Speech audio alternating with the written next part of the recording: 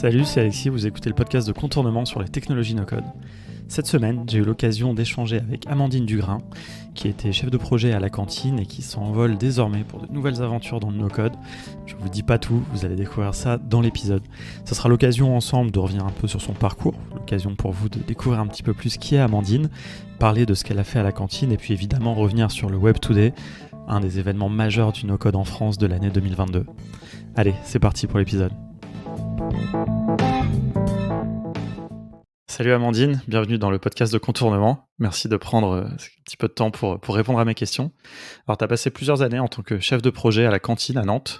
Bon, alors, les auditeurs et les auditrices se souviendront peut-être de ce super hackathon No Code for Good que vous avez co-organisé et hébergé l'année dernière, au mois de juin, il y a à peine plus d'un an. Ou plus récemment, évidemment, le Web Today, qui restera un moment clé, je pense, dans l'histoire du no-code en France. En tout cas, cette édition 2022. Voilà, donc on va revenir sur tout ça. Et puis, on va aussi parler de ton usage du no-code au quotidien, parce que je sais que tu fais pas mal d'automatisation, donc ça, évidemment, ça m'intéresse. Voilà. Pour bien commencer, est-ce que tu peux te présenter, s'il te plaît ? Yes. Salut, merci aussi de m'accueillir dans ton fameux podcast. Comme tu l'as dit, je suis chef de projet à la cantine. Peut-être pour celles et ceux qui connaissent pas, je peux expliquer aussi ce qu'est la cantine. C'est une association nantaise qui a été créée il y a à peu près, il me semble, 14 ans. C'est une association territoriale qui a pour mission en fait de fédérer l'écosystème numérique sur le territoire, principalement Nantes, mais aussi le département plus largement. À ce titre-là, on est aussi soutenu dans des activités d'intérêt public général par la métropole, la région, etc. Et à ce titre-là, on porte le label de la French Tech sur les Pays de la Loire. Et on a 3 activités. Ça va être le coworking avec l'utilisation d'un espace. On a la partie adhésion où on propose plein de services aux adhérents. Et la 3e, c'est l'événementiel. On organise en moyenne autour de 110-130 événements par an. Ça va d'événements à une dizaine de personnes, très classiques, à un événement qui s'appelle le Web Today, où là, on a plus de 10 000 personnes réunies. Donc, c'est vraiment très large. Et du coup, je suis arrivée... Il y a débat sur mon arrivée à la cantine. Moi, dans ma tête, ça fait un peu plus de 3 ans que je suis là. Parce que je suis arrivée sur un remplacement de congé mater. Donc, il y a eu une pause. Et pour d'autres, ça va faire 2 ans et demi. donc ça dépend. Mais moi, je me considère à la cantine depuis 3 ans. Je suis chef de projet, précisément service expérience utilisateur utilisatrice, puisque à l'origine, je suis designer et aujourd'hui, je me considère toujours comme designer. Donc, je fais de l'événementiel, mais je crée des expériences événementielles. C'est comme ça que moi, je me positionne en tout cas là-dessus. Et j'accompagne mes collègues sur l'amélioration de leur expérience utilisateur au quotidien, que ce soit pour nos coworkers, nos adhérents, sur d'autres événements, etc. Enfin, sur tout ce qui peut les amener à interagir avec du public. Et moi, j'ai mes propres utilisateurs et utilisatrices qui sont mes collègues. Je fais ce qu'on appelle de l'expérience collaborateur et collaboratrice. D'où les automatisations, etc. Cool, on va revenir sur cette partie-là, évidemment. Juste, ça consistait en quoi, les études que tu as fait ? J'ai fait l'école de design Nantes Atlantique, donc j'ai fait un bac +5 en design global, que moi je considère comme design industriel, sachant que après c'est des questions de point de vue. Un design c'est très large, il y a plein de définitions qui existent, il y en a pas une fixe. C'est comme le no-code d'ailleurs, c'est pour ça que je trouve ça cool aussi en fait, ce côté un peu chacun a sa propre vision en fait sur le sujet. Moi, ma vision j'estime que j'ai fait des études de design industriel dans le sens où ça avait beau être numérique et pas du produit. Pour beaucoup, le design industriel, ça se limite au produit, à du Ikea, etc. Moi, j'ai été formée à faire des applications du produit à numérique, mais de masse. En fait, je fais pas du produit, je vais pas faire une interface ou un produit pour 100 personnes. Là où on a été formé, en fait, c'est de pouvoir en faire pour des milliers, voire des millions d'utilisateurs et utilisatrices. Donc, c'est en ça que j'estime que déjà, je fais du design industriel. Et donc, j'ai commencé sur du design interactif. Donc, c'est plutôt le côté numérique du design, c'est web design, jeux vidéo, très large. Et après, j'ai commencé mon master en design d'information, avec pas mal de cartographie, d'analyse de données, etc. et de comment la représenter et la traduire pour le public. Et j'ai pivoté en cours de route et j'ai fini en design urbain. Et donc là, j'ai principalement bossé sur la cartographie des transports en commun. Donc l'utilisation des données dans l'espace, etc. Et là, je me suis enrichie de ouf parce que je suis allée sur un design beaucoup plus tangible, beaucoup plus physique, et quelque chose que j'avais jamais fait avant. Et c'est vachement intéressant puisque le numérique aujourd'hui, ça dépend comment est-ce qu'on le considère, mais aujourd'hui, je considère plus le numérique comme une thématique à part entière en soi. Pour moi, le numérique aujourd'hui, il se retrouve à être partout, et on peut faire du produit, on peut faire de la ville, de l'aménagement de bureaux ou du graphisme. En fait, on utilisera du numérique partout, que ce soit, puis après, plus largement, que ce soit sur des bateaux, dans les services publics, dans les magasins. Enfin, je veux dire, aujourd'hui, le numérique est omniprésent partout. Donc, je trouvais ça intéressant, le fait de sortir d'une formation exclusivement numérique pour aller sur autre chose et avoir travaillé cette complémentarité. Donc, voilà pour mes études de design. Oui, non, juste pour finir sur ce point de tes études et par rapport à ce que tu vas faire ensuite, que je connais, tu avais fait un peu de programmation, de choses comme ça, enfin par rapport aux outils, je sais pas, juste pour situer un peu. Et en bossant sur le Web 2D, je me suis souvenue d'un truc que j'avais un peu oublié, c'est qu'en fait, j'ai commencé à apprendre. Les premiers langages que j'ai appris, c'était le HTML, CSS, et en fait, j'avais 13 ans. J'étais encore au collège, et j'avais appris ça sur le site du Zéro, et c'était ridicule. En plus, j'avais imprimé tous les cours, donc j'avais des gros classeurs énormes, avec tous les cours où j'apprenais, puis je sais pas, je bidouillais des trucs. Donc en fait, j'ai pas appris ça, enfin, c'est pas nouveau de moi, mes études en design, etc. C'est quelque chose que j'avais, c'est une appétence, c'est un truc que j'avais déjà, où du coup, effectivement, j'étais plutôt pas mauvaise en HTML, CSS quand j'étais à l'école de design. Mais sinon, dans le cadre de nos études sur le bachelor, on a appris plusieurs langages. Clairement, le PHP, c'est le truc que je n'ai jamais compris. C'est c'est un truc qui m'a dépassé, vraiment, c'était ma vraie sale note. En fait, durant nos études à l'école du design, on va faire de l'initiation à des langages. On a même fait du Flash, on avait fait un jeu vidéo en Flash. Et on a fait du Unity quand même pour rattraper le truc un peu derrière. Mais on faisait de l'initiation, en fait. On a fait de l'Arduino, processing. Donc, on avait déjà fait la programmation visuelle, au passage. Je sais qu'en Erasmus, j'avais fait du Forvi. On bidouillait pas mal de choses. On faisait des tout petits projets. Et l'idée, moi, ce que j'en ai compris derrière sur cet intérêt, parce que en fait, généralement, c'était quand même assez court. Et si on s'arrêtait là, on n'était pas vraiment autonome, on ne pouvait pas faire ce qu'on voulait. Donc pour moi, c'était surtout de nous apprendre les logiques et à comprendre comment ça fonctionne pour qu'ensuite on soit bien en capacité de travailler avec des développeurs ou des développeuses. C'est comme ça que je l'ai compris. Et si derrière, on voulait vraiment développer une maîtrise, puisque quand je faisais mes études, on parlait encore beaucoup, par exemple, du métier de web développeur. Si on prenait ce métier-là, de web designer, pardon. Si on prenait ce métier-là, version française, c'était vraiment faire les interfaces et ensuite les donner à un développeur. Si on prenait la version américaine de ce métier-là, c'était à la fois de faire les interfaces et le développement. Donc il y avait différents métiers, et donc certains qui sont partis aux États-Unis ensuite se sont retrouvés à faire aussi la programmation et l'intégration de leur maquette. Et donc pour moi, en fait, si on voulait vraiment être capable de l'utiliser derrière, il fallait en fait continuer à faire des projets par soi-même et continuer à bosser, à développer et à aller plus loin, en fait. C'est pas les cours nous permettaient, c'était vraiment de l'initiation, ça nous permettait pas on ne fait pas se limiter qu'à ça comme base, en fait. Donc celles et ceux qui ont derrière pu continuer à développer des trucs sont celles et ceux qui du coup ont continué à en faire par eux-mêmes en projet, side project, quoi. Mais ça facilite grandement les choses pour la suite, pour débarquer dans le no-code. En tout cas, il y a quand même une grosse base qui est présente, et l'appétence que j'ai là-dessus, ça repart de nulle part. Des facilités que je peux avoir, forcément, ça a aidé. Ok, bon, après c'est aussi un peu un état d'esprit, quoi. Tu parles un peu de ce côté un peu mais si t'avais déjà envie de bidouiller à 13 ans, c'est que il y avait déjà un peu aussi cette envie et cette curiosité, quoi. Ouais. Qui est à mon avis une qualité vraiment essentielle pour... ok, parfait. Et du coup, alors juste pour revenons à la cantine, c'était ton premier job, ou t'as fait des choses entre-temps avec entre tes études et la cantine? J'ai vendu du tissu. Ok. Voilà, j'ai été vendeuse de tissu. En vrai, j'ai kiffé de ouf.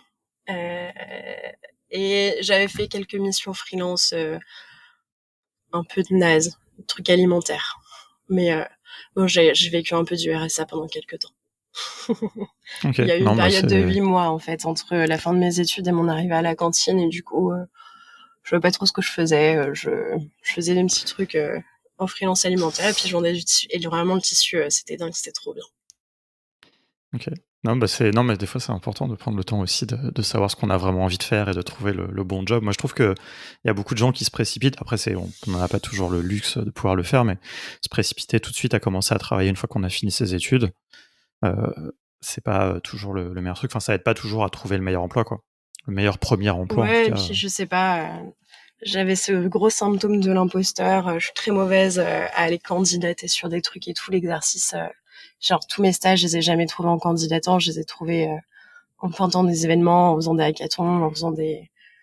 Je me suis toujours retrouvée dans ces situations où en fait j'ai été recrutée. Enfin, les gens sont venus me chercher, et même en stage, c'était déjà comme ça. Du coup, l'exercice a sorti. J'ai fait mes études. En fait, j'ai fait mon stage de fin d'études dans un laboratoire de recherche universitaire.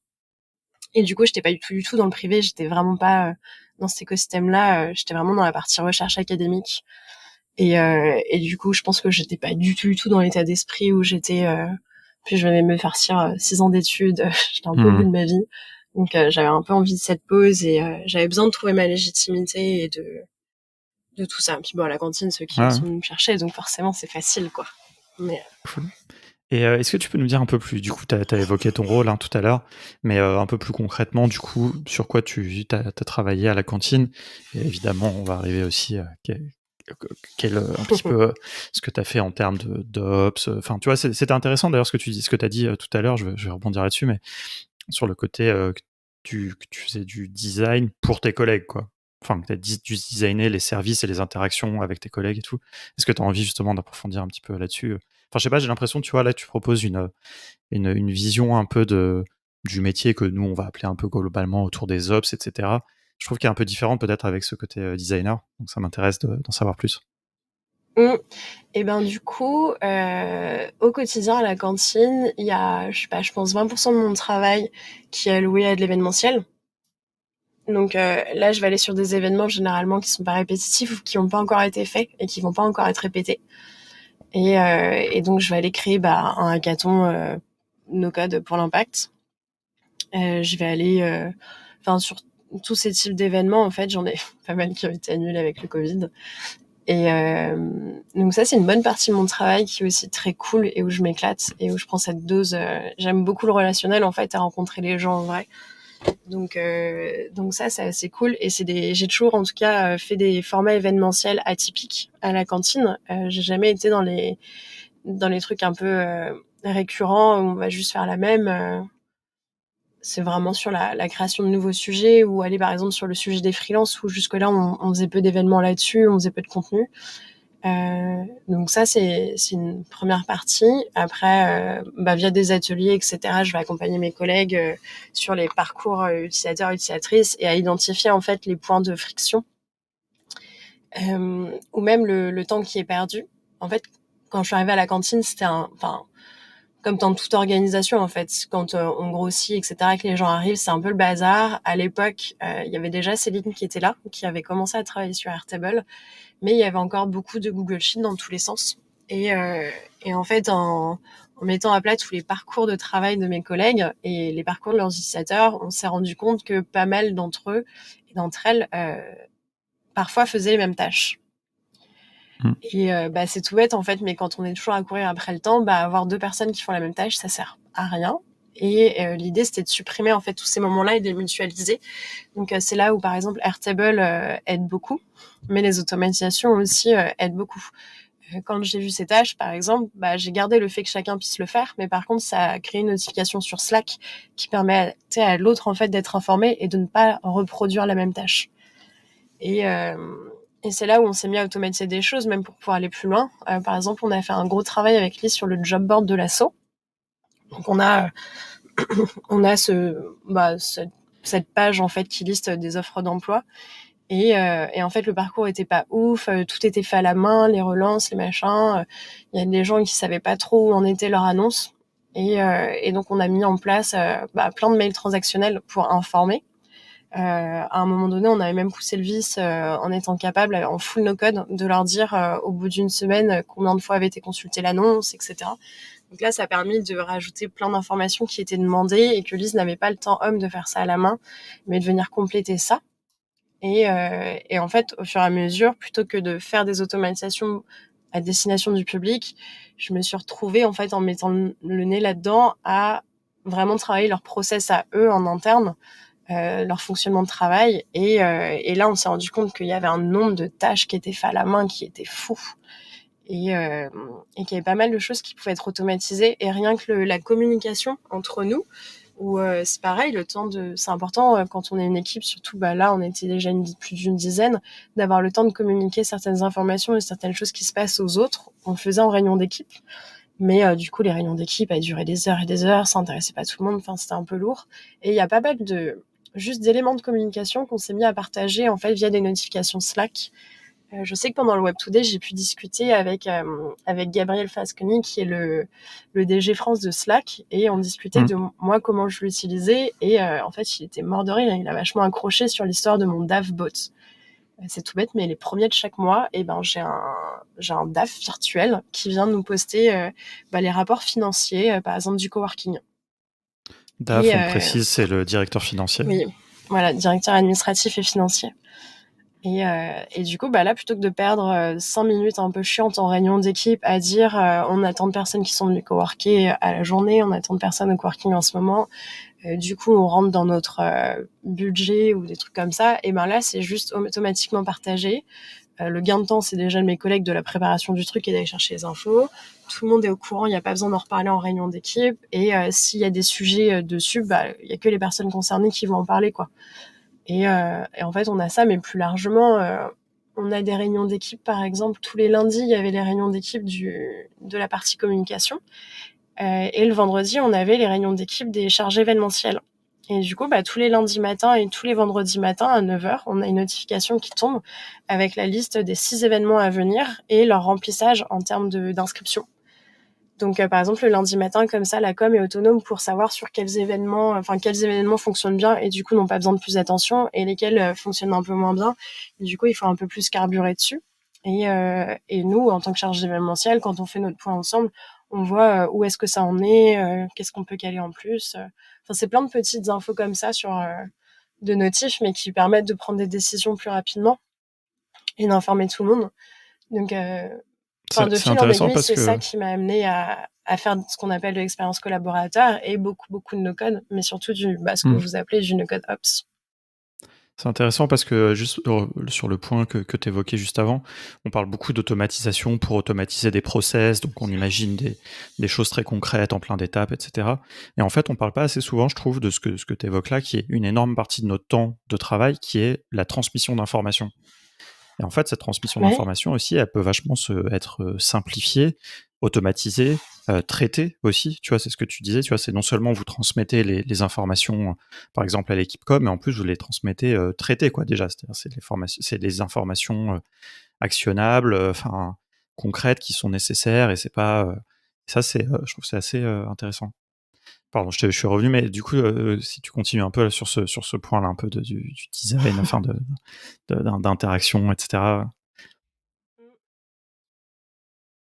Non, mais du coup, il y a cette partie en tout cas, où moi j'ai fait beaucoup d'automatisation, mais justement, c'est en ça que j'estime que je suis designer, en fait, dans le sens où je suis arrivée et j'ai identifié qu'il y avait beaucoup de temps perdu et qu'il y avait beaucoup de choses aussi qui merdaient un peu dans notre travail à tous au quotidien, et notre capacité de bien le faire, c'était que on n'avait pas forcément le temps d'avoir les infos, de se les communiquer. Et du coup, pour moi, c'est bête, mais la communication interne, c'était un gros pain point et qu'on n'avait pas le temps de résoudre, en fait, juste. Mais en faisant des automatisations, pour moi, le no-code, c'est juste un outil, en fait, pour mettre en place ce que j'ai défini comme besoin en amont. Et donc là, ça nous a beaucoup servi sur ça. Et pour moi, la communication fait partie de l'expérience collaborateur et collaboratrice. Bah oui, carrément. Ouais. Quand tu mentionnes Slack, je me souviens que c'était Carole qui m'avait dit que tu avais fait une présentation, je me souviens, au deuxième meet-up là, qu'il y avait eu à Nantes autour du no-code, et tu avais fait toute une présentation là-dessus, et Carole avait trouvé ça très impressionnant. J'avoue, j'avais pas pu voir. En plus, vous l'aviez retransmis, il doit y avoir l'archive quelque part. Ouais, mais faudrait demander à Théo, c'est Théo qui doit l'avoir, qui avait fait l'enregistrement, et ça n'a pas encore été mis en ligne, en tout cas sur la chaîne No-Code France. Il faudrait qu'on le fasse. Oui, ouais. Mais ouais, j'avais fait ce truc. J'aime beaucoup Slack. Et alors le jour où Slack a sorti ce qu'ils appellent le Kit Builder. Donc c'est un, je sais pas comment ça s'appelle, en fait, c'est un espèce d'éditeur de code où on peut aussi le faire en visuel et ça permet de mettre en forme ces messages Slack de manière à ce que ce soit pas juste un message tout simple, mais on peut faire des blocs, on peut mettre des images, on peut mettre des boutons, on peut faire des champs de sélection, enfin, et des trucs que normalement c'est les développeurs qui avaient ça pour leurs bugs. Enfin, moi, je voyais ça sur l'ordi de mon copain, sur tous les bugs qui tombaient de leurs trucs où il y avait ça. Et en fait, depuis qu'ils ont mis en place le Kit Builder, c'est beaucoup plus facile de mettre en forme ces notifications et du coup, je fais beaucoup ça avec Integromat. Et ouais, pendant on en a reparlé plusieurs fois de ce meet-up. Je sais qu'au Hackathon de Lorient aussi, on en avait reparlé. En vrai, je suis un peu fière. Enfin, je suis très contente que les gens m'en reparlent. Et moi, c'était la première fois aussi que je pouvais montrer concrètement ce que je savais faire en no-code, parce que les gens me connaissaient, parce que j'organisais des événements. Et du coup, j'étais juste la meuf qui organise des événements sur le no-code. Mais pour la première fois, j'ai été légitime aussi en tant que makeuse, en fait, tout simplement. Et les gens ont pu voir ce que je faisais et que j'étais pas juste la meuf qui se débrouillait pour nous faire payer des apéros. Et donc, j'étais plutôt très contente. En vrai, j'ai un peu kiffé ma vie et un peu trop, parce que du coup, je suis partie loin techniquement. Et j'étais tellement contente que personne a osé me le dire ce soir-là. Mais un mois après, il y a des gens qui m'ont dit, mais on t'avait complètement perdu, on comprenait plus ce que tu me disais. Et j'étais en mode, mince. C'était peut-être Mais oui, j'avais présenté, par exemple, sur le Slack du coup, j'ai automatisé de la communication avec nos adhérents et nos coworkers. Donc, par exemple, avec nos adhérents, tous les 15 jours, il y a une newsletter qui sort, un peu comme Julien, en vrai, sur le Slack de No Code France. Et dans cette newsletter, il y a la liste de tous les articles de blog, de toutes les vidéos de contenu sur YouTube et de tous les podcasts qui ont été sortis par nos adhérents. Enfin, du moins, ceux qui nous ont envoyé leur flux RSS. Et du coup, les petits boutons aussi pour cliquer, pour aller dessus. Et c'est vraiment tout mis en forme. S'il n'y a pas de podcast, du coup, la section podcast ne sort pas. Mais un peu vraiment comme une newsletter. Et ça, c'est automatisé. Et c'est cool. Pour le coup, enfin là, il y a quoi? Il y a 400 personnes, du coup, dans les adhérents, là, qui sont inscrits sur ce canal pour vraiment suivre juste ces actus-là. Donc, j'avais montré ça. J'avais montré plusieurs petites automatisations toutes Mais donc, bêtes. tu utilises aussi à la fois là toute cette partie qui se passe dans Slack, mais j'imagine qu'il y a une partie aussi où tu utilises Make pour faire les automatisations qui vont se passer en dehors du contexte de Slack, c'est ça? Enfin... Ouais, bah tout passe par Make. Là, il y en a une autre, parce que je parle beaucoup de notifications que je fais sur Slack, mais j'ai fait le truc inverse aussi. En Ocon, j'ai pu créer des commandes Slack. Et par exemple, nos adhérents, ils peuvent faire sur le Slack des adhérents, ils peuvent faire /coworking, ils envoient. Et donc ça, c'est ce qu'on appelle envoyer une commande. Le truc le plus commun qui existe sur Slack dans les commandes, c'est Jiffy. Il suffit de faire /Jiffy quand l'application est installée. Et là, on peut sélectionner son GIF à envoyer. Et donc là, j'ai fait une commande qui est /coworking. Et donc derrière, ça envoie en fait un webhook à Make. Je vais beaucoup dire un théomate, je pense, encore. Mais ça envoie un webhook à Make. C'est difficile, la transition est pas évidente. Ouais, alors ça fait des mois, mais c'est déjà... Et via ce webhook, après, je vais aller interroger à partir du mail de la personne notre base de données sur Airtable pour la retrouver, ensuite retrouver son entreprise, regarder combien de journées de coworking est associée à cette entreprise, et ensuite renvoyer l'information, soit de oups, ta boîte n'est plus adhérente, tiens, le formulaire de renouvellement, ou alors il te reste tant de tickets de coworking, ou alors il te reste plus de tickets de coworking, et du coup, la prochaine fois que tu passes, il faudra recharger ton compte. Et c'est tout bête, mais on se rend pas compte en fait, mais a priori elle est utilisée parce que je peux voir les stades d'utilisation, donc elle est quand même utilisée. Et avant en fait, on avait les adhérents qui nous appelaient ou qui nous envoyaient des mails pour nous dire on sait plus combien il nous en reste, ou juste en événement quand on leur dit mais on voit pas la cantine, ils nous répondent ouais mais on sait pas combien de jours il nous reste. Et du coup c'est tout bête, mais maintenant ils ont accès à cette information assez facilement. Et tout se passe sur Make. En vrai, je sais pas à combien je suis rendue. Je pense que j'ai passé la centaine d'automatisation sur Make. Ah ouais, de scénario. Et Slack n'est que l'interface. Ouais. Tu vois, là, tu soulignes un truc qui est hyper important, et nous, on est en plein dedans puisqu'on a sorti la formation Make récemment. Et là, tu soulignes l'importance des webhooks. Bon, alors, je vais pas me lancer dans l'explication maintenant parce que ça serait... mais on a une formation pour ça en plus.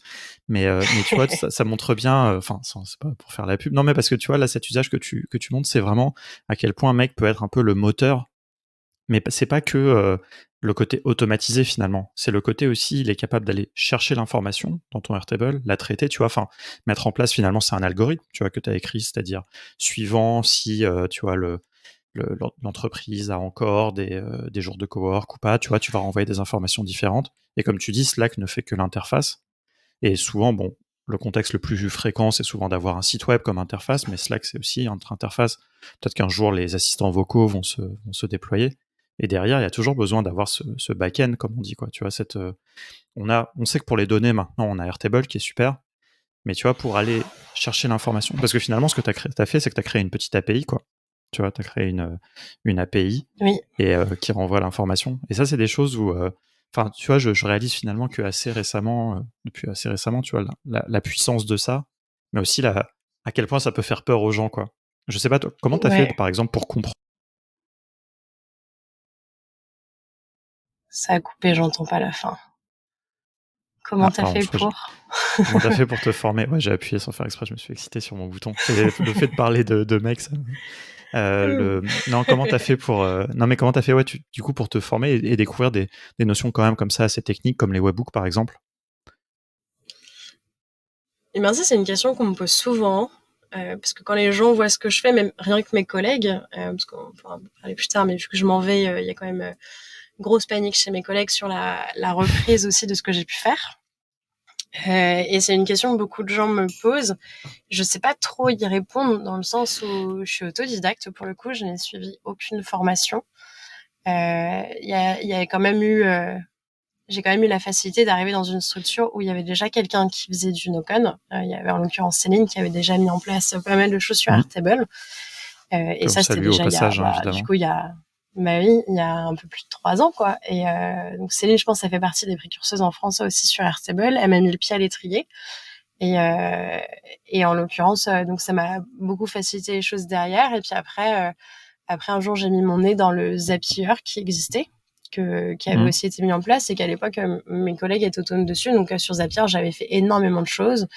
Le jour où ils ont sorti leur fonctionnalité de looping, par exemple, Mmh. j'étais folle de rage parce que je venais de passer 4 mois à me prendre le chou à essayer de forcer ce principe de la boucle sur Zapier, et j'avais dû refaire ma structure Airtable à cause de ça.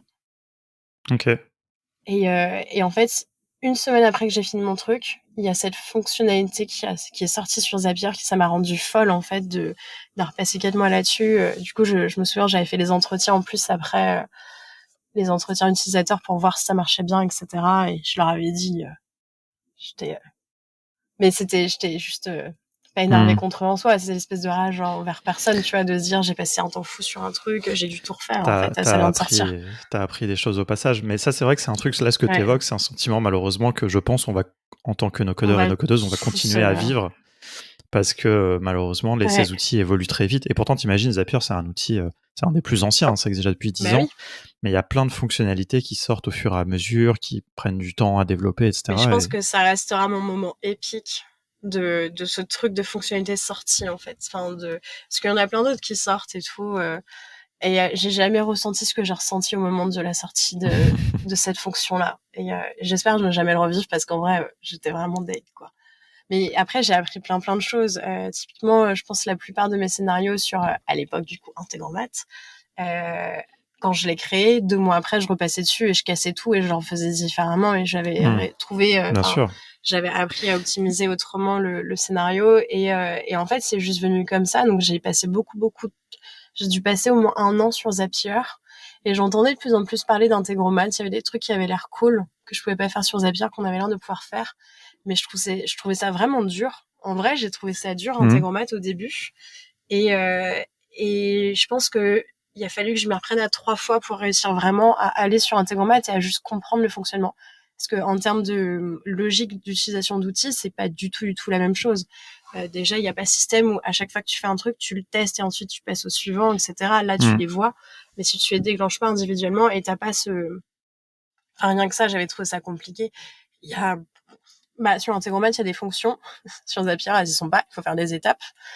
pour traduire, faire des étapes pour transformer en fait les informations et les afficher différemment. Et c'est tout bête, hein, mais c'était une logique complètement différente qui est pour le coup très orientée programmation, je pense. Et du coup, la transition entre les deux outils, j'ai trouvé dure et il a vraiment fallu que je m'y prenne. Je me force pendant une semaine et je crois que j'étais vraiment bloquée sur Zapier pour le coup pour avoir passé une semaine à essayer de me former sur Integromat. Et là, je sais pas, j'ai juste regardé des tutos sur YouTube sur des petits trucs et c'est via ça après que ça m'a permis d'avancer.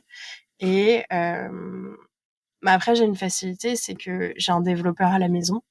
Et donc, quand les premières fois où j'ai buté sur des trucs typiquement dev, genre les webhooks, les API ou les regex, j'avais quelqu'un qui trouvait ça rigolo et mignon, le no-code, et qui a pu m'aider, en fait, juste à débloquer les premières étapes. Et derrière, mais j'aurais réussi autrement. Enfin, j'aurais juste pris plus de temps, j'aurais regardé des vidéos YouTube, etc. J'aurais demandé à des coworkers. J'ai demandé des fois à des coworkers des trucs, mais ça m'a facilité en tout cas l'apprentissage et c'est comme ça que en fait c'est par rapport à mes besoins. J'ai besoin d'un truc, je trouve comment le faire et à force et je me suis fait chier à faire des trucs aussi. Je pense que j'ai aussi beaucoup profité du fait d'être dans une équipe où personne ne connaissait le code et du coup j'avais personne pour m'arrêter aussi au passage. Et je me suis retrouvée à développer en no-code, à programmer du coup en no-code des trucs que je pense aucune boîte aurait accepté d'allouer du temps pour. Ils auraient, tu vois, on a une billetterie qui est faite tout en no-code, qui est cool. Elle est parfaite pour nous, pour le coup. Elle est sur mesure vraiment pour nous. On a un système de gestion événementielle qui est assez dingue. Par exemple, on a un webinaire, on n'a même pas besoin d'aller sur Zoom depuis Airtable. Avec juste un bouton, on crée tout. Les gens, quand ils s'inscrivent, ils reçoivent leur lien individuel qui est vraiment perso, juste à eux, qu'ils ne peuvent pas partager à d'autres gens. Donc, quand on fait des événements payants, par exemple, c'est assez cool. Il n'y a pas d'abus dessus. Enfin, il y a plein de choses comme ça. Et en vrai, je pense que dans n'importe quelle boîte, les gens auraient dit, enfin, Eventbrite et puis basta. Et, et là, non, on a tout un système. C'est un vrai sujet, hein, d'ailleurs. Il y a juste ce matin, il y avait une discussion sur le Slack de No Code France un peu autour de ça, un peu est-ce qu'il faut réinventer la roue ou pas. Et bon, c'était dans un contexte un peu différent, c'était plus un contexte de prestation, d'agence. Il y avait quelqu'un de The Toolbox qui disait ouais, notre client il veut tout faire en no code alors qu'il y a peut-être une solution sur l'étagère. Donc c'était un peu le truc inverse. Et voilà. Et c'est vrai ça dépend parce que ça dépend vachement du contexte. Et moi, je pense qu'il faut évidemment pas toujours tout réinventer, mais des fois, le truc sur l'étagère, il fait pas exactement ce que tu veux. Il fait pas, tu vois, là, ce que vous avez fait, comme tu dis, ça va sûrement plus loin qu'Eventbrite, c'est sur mesure, ça correspond exactement à votre besoin, et vous aviez la capacité de le faire en interne, tu vois, et le faire développer par des développeurs, peut-être que ça n'aurait pas de sens financièrement, évidemment. Super cher. Mais par exemple, on a réduit l'absentéisme aux événements avec un truc tout bête, mais c'est le fait de rajouter les événements dans un fichier iCall dans les mails en pièce jointe, ce qui fait que t'es sur Gmail, tu reçois ton mail de confirmation d'inscription, boum, tu peux l'ajouter directement dans ton Google Cal et si t'as bien paramétré ton agenda au passage, il va juste le scraper directement et tu t'embêtes pas et t'as ton rappel dans ton agenda qui te met une notif et c'est tout bête, mais là on estime à peu près à 5% les pertes en moins en fait sur l'absentéisme et ça c'est des choses qu'on a pu vraiment faire paramétrer nous-mêmes. Enfin il y a pas mal de petits trucs mais je pense qu'il y a des choses que j'ai faites qui n'étaient pas forcément que j'ai automatisées parce que je trouvais ça cool et que sur le coup j'étais vachement en mode waouh ça a l'air trop bien et tout, et puis il y avait le petit défi technique donc j'y suis allée. Et des fois, je pense qu'on aurait été plus vite à prendre un autre outil, comme en même temps, quand on a refait notre site internet, on a fait la liste de nos outils. J'ai fait la carte de tous nos outils, et en fait, aujourd'hui, dans l'équipe, donc on est une équipe on est 16 personnes à temps plein. Il y a 1 an et demi, quand j'ai fait ce travail-là pour le site internet, on devait être encore 13-14. Puis bon, si on retire les stagiaires, en fait, on était encore à 10. Et en fait, on était déjà à genre 35 outils. Okay. Donc à un moment donné, la multiplication d'outils, c'est pas non plus... c'est compliqué, ça disperse aussi l'information, ça éparpille tout le monde, ça coûte cher aussi les outils en fait en termes d'abonnement, etc. Donc en fait, à un moment donné, je pense que c'est là aussi où on peut juger sur le fait de développer en no-code ou pas from scratch le truc ou de prendre un outil supplémentaire. Quand on n'a pas beaucoup d'outils, je pense que autant pas s'embêter et on peut aller sur un nouvel outil. Quand il y en a déjà beaucoup et qu'il y a du monde aussi, ben faut le maintenir l'outil, il faut gérer sa facturation, il faut savoir l'arrêter quand il faut vraiment l'utiliser. Parce que là ce que tu évoques, c'est pas des outils no-code. Là, tu parles plus des outils en général, quoi, des outils sur l'étagère que vous aviez. Il y a peut-être c'est les là-dedans, outils tu mets sur les outils. l'étagère, mais dedans, je mets les outils no-code. Et en fait, t'as plein d'outils avec des API. Par exemple, moi, Zoom, je le mets dans cette étagère-là, dans le sens où Zoom, il y a les connexions et en fait, j'ai pu automatiser du Zoom. Justement, c'était un peu le point type. que je voulais évoquer, tu vois, c'est aussi quand tu as beaucoup d'outils différents, certains n'ont pas d'API, certains se connectent pas bien. Alors peut-être que justement, vous aviez choisi un peu des outils qui aussi allaient bien dans votre stack, mais tu vois, il y a aussi un peu ce problème-là, c'est-à-dire que peut-être Eventbrite, par exemple, je sais pas, hein, je dis un truc, mais ça se trouve, ça s'intègre pas bien avec Zapier et puis avec Airtable. Et donc, pour moi, ça justifie complètement le fait de se dire, on va faire un peu un équivalent. Parce que aussi dans Eventbrite, déjà, ça coûte. Il y a des choses dont tu n'as pas forcément besoin. Il y a des choses qui sont pas très bien faites. Tu te dis, ok, on va prendre un peu de temps et on va l'intégrer dans notre outil. Enfin, dans Airtable, et on a un bénéfice à centraliser l'information parce que tu pourras les utiliser ailleurs. Peut-être le reporting dont vous parliez, par exemple, il y a un truc dont je suis sûr, c'est qu'Eventbrite, le reporting, c'est pas terrible, quoi. Tu dois aller sur le site, télécharger des CSV, etc. Vous, si vous avez toutes vos données dans Airtable, vous pouvez les traiter et faire ensuite, par exemple, ce que tu évoquais, balancer ça sur Slack, etc., bien plus facilement. Donc, il y a aussi un peu une vision un peu globale, je pense, un peu d'architecture à avoir. Tu vois, que j'ai l'impression que toi, tu as bien cette Après, c'est une vision-là, quoi. stratégie aussi. En fait, aujourd'hui, Eventbrite, c'est vraiment le mauvais exemple parce qu'en vrai, ça marche plutôt bien et les intégrations, elles marchent assez bien. Mais en vrai, aujourd'hui, c'est devenu un vrai sujet. Et aujourd'hui, dans l'équipe, plus personne ne prend d'outils s'il n'y a pas d'API. C'est devenu le prérequis de tout outil que l'équipe prend. Et c'est un truc, on a passé 1 an à chercher un nouvel outil de facturation. Et ça a été une plaie et un vrai truc. Et en fait, et c'était marrant parce que du coup, j'ai beaucoup mis mon nez dans la compta. Parce que côté comptabilité, administratif, etc., il y a plein de trucs manuels vraiment cons qui sont faits. Et il y a beaucoup à automatiser là-bas. Et donc, c'est tout bête, puis je me suis retrouvée dans les réunions avec les experts comptables, etc., parce qu'en fait, ils voulaient aller sur un autre outil, il n'y avait pas d'API, et qu'en fait, le DAF, à un moment donné, il en avait marre, en fait, il n'arrivait pas à leur faire entendre le truc, donc il m'a juste envoyé en mode, tiens, Amandine, parle avec des mots difficilement compréhensible et qu'on nous foute la paix entre guillemets après parce que nous on avait identifié l'outil qui avait une API qui était accessible, qui était français donc qui respectait toutes les normes et qui allait nous permettre de faire ce qu'on voulait et c'est lequel? Et en fait du coup on est sur Penny Lane. Okay. Avec ses réussites et ses moins réussites. J'attends toujours l'intégration avec Make pour le coup. Mais en attendant, il y a une API dans tous les cas. Une API qui a beaucoup évolué. Et au passage, les commerciaux en ont eu marre de moi de Penny Lane à un moment donné. Et j'ai eu les coordonnées des PO directement pour faire mes demandes. Mais par exemple, ce rendez-vous avec les experts comptables, etc., pour le choix de l'outil, en fait, ils n'avaient pas d'API, donc l'outil qu'ils voulaient, c'était juste pas possible. Et c'est devenu un vrai enjeu et un vrai sujet en interne qui est porté par l'ensemble de l'équipe à tous les niveaux, toutes les échelles, même par nos prestats aussi. C'est que on ne va plus sur un outil qui n'a plus d'API et tous les outils qu'on pouvait avoir qui n'avaient pas d'API, je pense qu'aujourd'hui, on les a tous remplacés par des équivalents qui ont des API. De manière à justement pouvoir avoir ces connexions et centraliser. En fait, nous, on a tout centralisé sur Airtable. Et du coup de pouvoir maintenir cette centralisation-là. Ok. Ah non, c'est hyper intéressant. Enfin, et est-ce que ça fait... Enfin, je me souviens que l'année dernière, quand on s'était vu, vous étiez en plein justement dans ce projet un peu de refonte du site web. Enfin, vous aviez fait c'était un gros projet. Tout ça, c'est un peu, là, tout ce que tu évoques, ça fait un peu partie de tout ça. Enfin, je sais pas si tu veux parler un petit peu de ça, parce que je me souviens que c'était vraiment le choix du prestataire, tout ça, ça avait été tout un process de votre côté. Ouais, ça avait été un peu compliqué. Mais alors du coup, ce projet, ça s'appelle La Chimère. Ça faisait...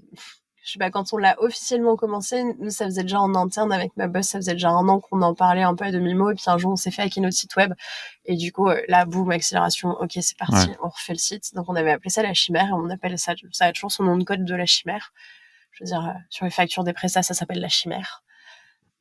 J'aime bien cette histoire, hein, j'aime bien le fait d'avoir ça. Donc, c'est un vrai projet en soi qu'on a fait en binôme avec la responsable de communication, et on n'a pas vraiment, on voulait partir sur du no-code, on voulait au moins explorer en fait les possibilités, notamment avec Bubble, de pouvoir faire le site, parce que pour nous, il y a des choses qui devenaient très très pénibles, c'était les doubles et triples saisies d'informations. Donc on avait les infos sur Airtable, mais on devait les noter à la main aussi sur WordPress. Enfin, fallait mettre à jour. Il y avait des trucs qui tombaient sur WordPress qu'il fallait rajouter sur Airtable. Ça devenait ingérable. Et je pense qu'on commençait déjà à rentrer dans cette zone de confort où en fait les automatisations faisaient beaucoup de choses pour nous. Et donc pour nous, c'était important d'avoir quelque chose qui soit compatible à minima avec Airtable pour faire les mises à jour. Donc on avait, en vrai, par exemple, j'ai fait tous les tests sur notre job board, j'ai refait notre job board sur Bubble, sur Webflow, etc. J'ai un peu testé ce qui était possible. Et en même temps, on n'avait pas les compétences techniques et la capacité de monter en compétence sur ces outils assez rapidement en continuant de faire notre travail. Donc on voulait passer par des prestats et oui, effectivement, on n'a pas eu trop le choix en fait à la fin que de rester sur WordPress. Et du coup, on a travaillé avec une agence qui s'appelle Enable, qui est gérée par Stéphane Menet, qui fait partie aussi de la communauté. Et du coup, c'est un outil qui est hybride. Donc, la base, elle est sur WordPress. Tous les templates, etc., sont sous WordPress. Mais ils nous ont développé, en fait, sur mesure, un plugin de connexion. Il y en a même deux, en fait, qui nous ont développé sur mesure. On a un plugin Airtable vers WordPress. Parce qu'à l'époque, il n'y en avait pas. Enfin, il y en avait un qui s'appelait AirPress, que j'avais d'ailleurs mis en place sur l'ancien site, au moins pour le job board, pour nous soulager cette partie-là. Mais en vrai, ma collègue qui s'occupait du site, elle était au bout de sa vie, parce que j'ai fait ça avec un dev du coworking. On a dû aller taper directement dans le code de source, en fait, des templates, etc., dans le dos de l'agence de dev en plus. Et du coup, j'avais copié-collé ce code dans des notes sur mon Mac, parce que dès qu'ils faisaient une mise à jour du site, ça sautait. Donc, je venais le remettre à la main. Le petit patch. Enfin, c'était vraiment un truc. Mais en même temps, on n'avait plus le job board à gérer et on avait, en fait, on avait ce truc, on avait juste une vue Airtable qui est affichée, qui est extrêmement moche, enfin très discutable esthétiquement, et point à notre goût, disons-le comme ça. Et au passage, on n'avait aucune donnée. Donc on n'avait plus aucune donnée de trafic, on savait plus quelles étaient les annonces connectées, enfin consultées. On n'était plus capable de dire en ce moment c'était quoi les métiers trending et recherchés. Enfin, on avait vraiment et puis on avait perdu en fait en consultation les stats du job board, elles s'étaient écroulées depuis qu'on avait cette vue Airtable, donc c'était pas possible. Donc on avait juste fait ce patch temporaire. Et donc on avait dit AirPress, mais AirPress il était plus mis à jour depuis 2017. Enfin, c'était pas stable. Ah oui, ok, oui. Tu peux pas. C'est un plugin qui était pas mis à jour, qui était pas. Et puis grosse faille de sécurité au passage. Enfin. Et donc là, Stéphane, avec du coup Thomas, le développeur back, ils ont développé ce plugin d'Airtable vers Gravity Form qui est très très cool. Où moi je me suis un peu pris pour la PO au passage. J'ai fait installer des webbooks par exemple, de manière à éviter que il y ait juste le truc qui tourne tous les quarts d'heure pour mettre à jour les infos, mais que généralement nous les infos elles sont mises à jour une fois par semaine, sauf les événements c'est une fois par jour. Mais même si c'est pas ce qui consomme le plus, dans une juste logique et état d'esprit d'économie environnementale, énergétique, etc. On s'est dit qu'on allait faire le minimum, mais du coup pour pallier ce truc-là, j'ai des marque-pages sur Slack avec des webbooks qui permettent de forcer la mise à jour. Et donc pour mes collègues, c'est assez indolore. Enfin, elles veulent mettre à jour le site, elles ont même plus besoin d'aller dans le back-office de WordPress. Elles vont sur Slack où elles sont toute la journée. Elles cliquent sur les boutons et c'est fait. Et donc il y a ça qui est assez cool. Je pense encore à une optimisation sur les images, parce que du coup notre bibliothèque d'images est extrêmement conséquente. Mais on a eu ça, et à l'inverse, on avait aussi ils ont développé un plugin de Gravity Form vers Airtable pour qu'on puisse avoir des formulaires sur le site, qui est des tronches de beaux formulaires de notre site et pas juste les formulaires Airtable, qui au passage sont une petite faille de sécurité aussi. Et que ça renvoie les informations sur Airtable. Et ce qui était cool, c'est qu'il fallait que ce soit dans la même base, mais ça pouvait me les envoyer dans des tables différentes. Donc j'avais pas besoin d'une table pivot qui stocke les données avant de les renvoyer dans les bonnes tables. Si par exemple j'ai des informations sur des entreprises, des informations sur des personnes dans le même formulaire, boum, ça me les dispatche dans ce qui concerne les entreprises et dans ce qui concerne les gens, et ça fait la relation entre les deux. Donc ça, c'est le truc assez cool. Et en fait, de ça est né un projet en fait de studio qui est porté par Stéphane, Il y a son dev, il y a plusieurs personnes de l'équipe dev en fait qui avaient bossé sur notre projet qui sont partis dedans. Où du coup ils sont devenus un petit studio de plugins WordPress vers des outils no-code. Ils font vers Notion par exemple. Enfin, ils ont plusieurs trucs dans le pipe et donc le projet était assez cool. Enfin, en termes de, enfin, on a créé un petit produit en fait, donc c'était assez sympa et nous ça nous a un peu changé notre quotidien et du coup Super notre site intéressant. internet est géré comme ça sur C'est vrai. Airtable. Il y a quasiment plus personne il y a quasiment plus personne dans l'équipe déjà qui a un compte sur le WordPress pour juste aller le gérer, faire la maintenance. Il y a juste les gens qui écrivent des articles de blog parce qu'à un moment donné il faut pas pousser, mais en fait tout le reste de l'équipe c'est fini, puis ça évite, ça nous a amélioré notre sécurité, ça évite les erreurs de nos collègues qui peuvent effacer des trucs, etc. Enfin, Ouais, c'est hyper c'est cool. intéressant. Enfin, c'est marrant, on a eu un échange avec Lilian sur le Slack par rapport à WordPress il y a quelques jours. Et tu vois, moi, c'est un outil avec lequel j'ai beaucoup travaillé, évidemment, et que je trouve, et qu'on associe plus trop, tu vois, avec le no-code, parce que ça représente un peu une ancienne génération, mais ça reste un excellent outil, tu vois. Et je trouve que c'est une super idée, tu vois, là, de ce que tu m'expliquais avec Stéphane, tu vois, de faire des plugins de WordPress et va rester encore un moment un outil extrêmement utilisé, à mon avis, pour faire des sites web. À tort ou à Ouais. raison, c'est pas la question.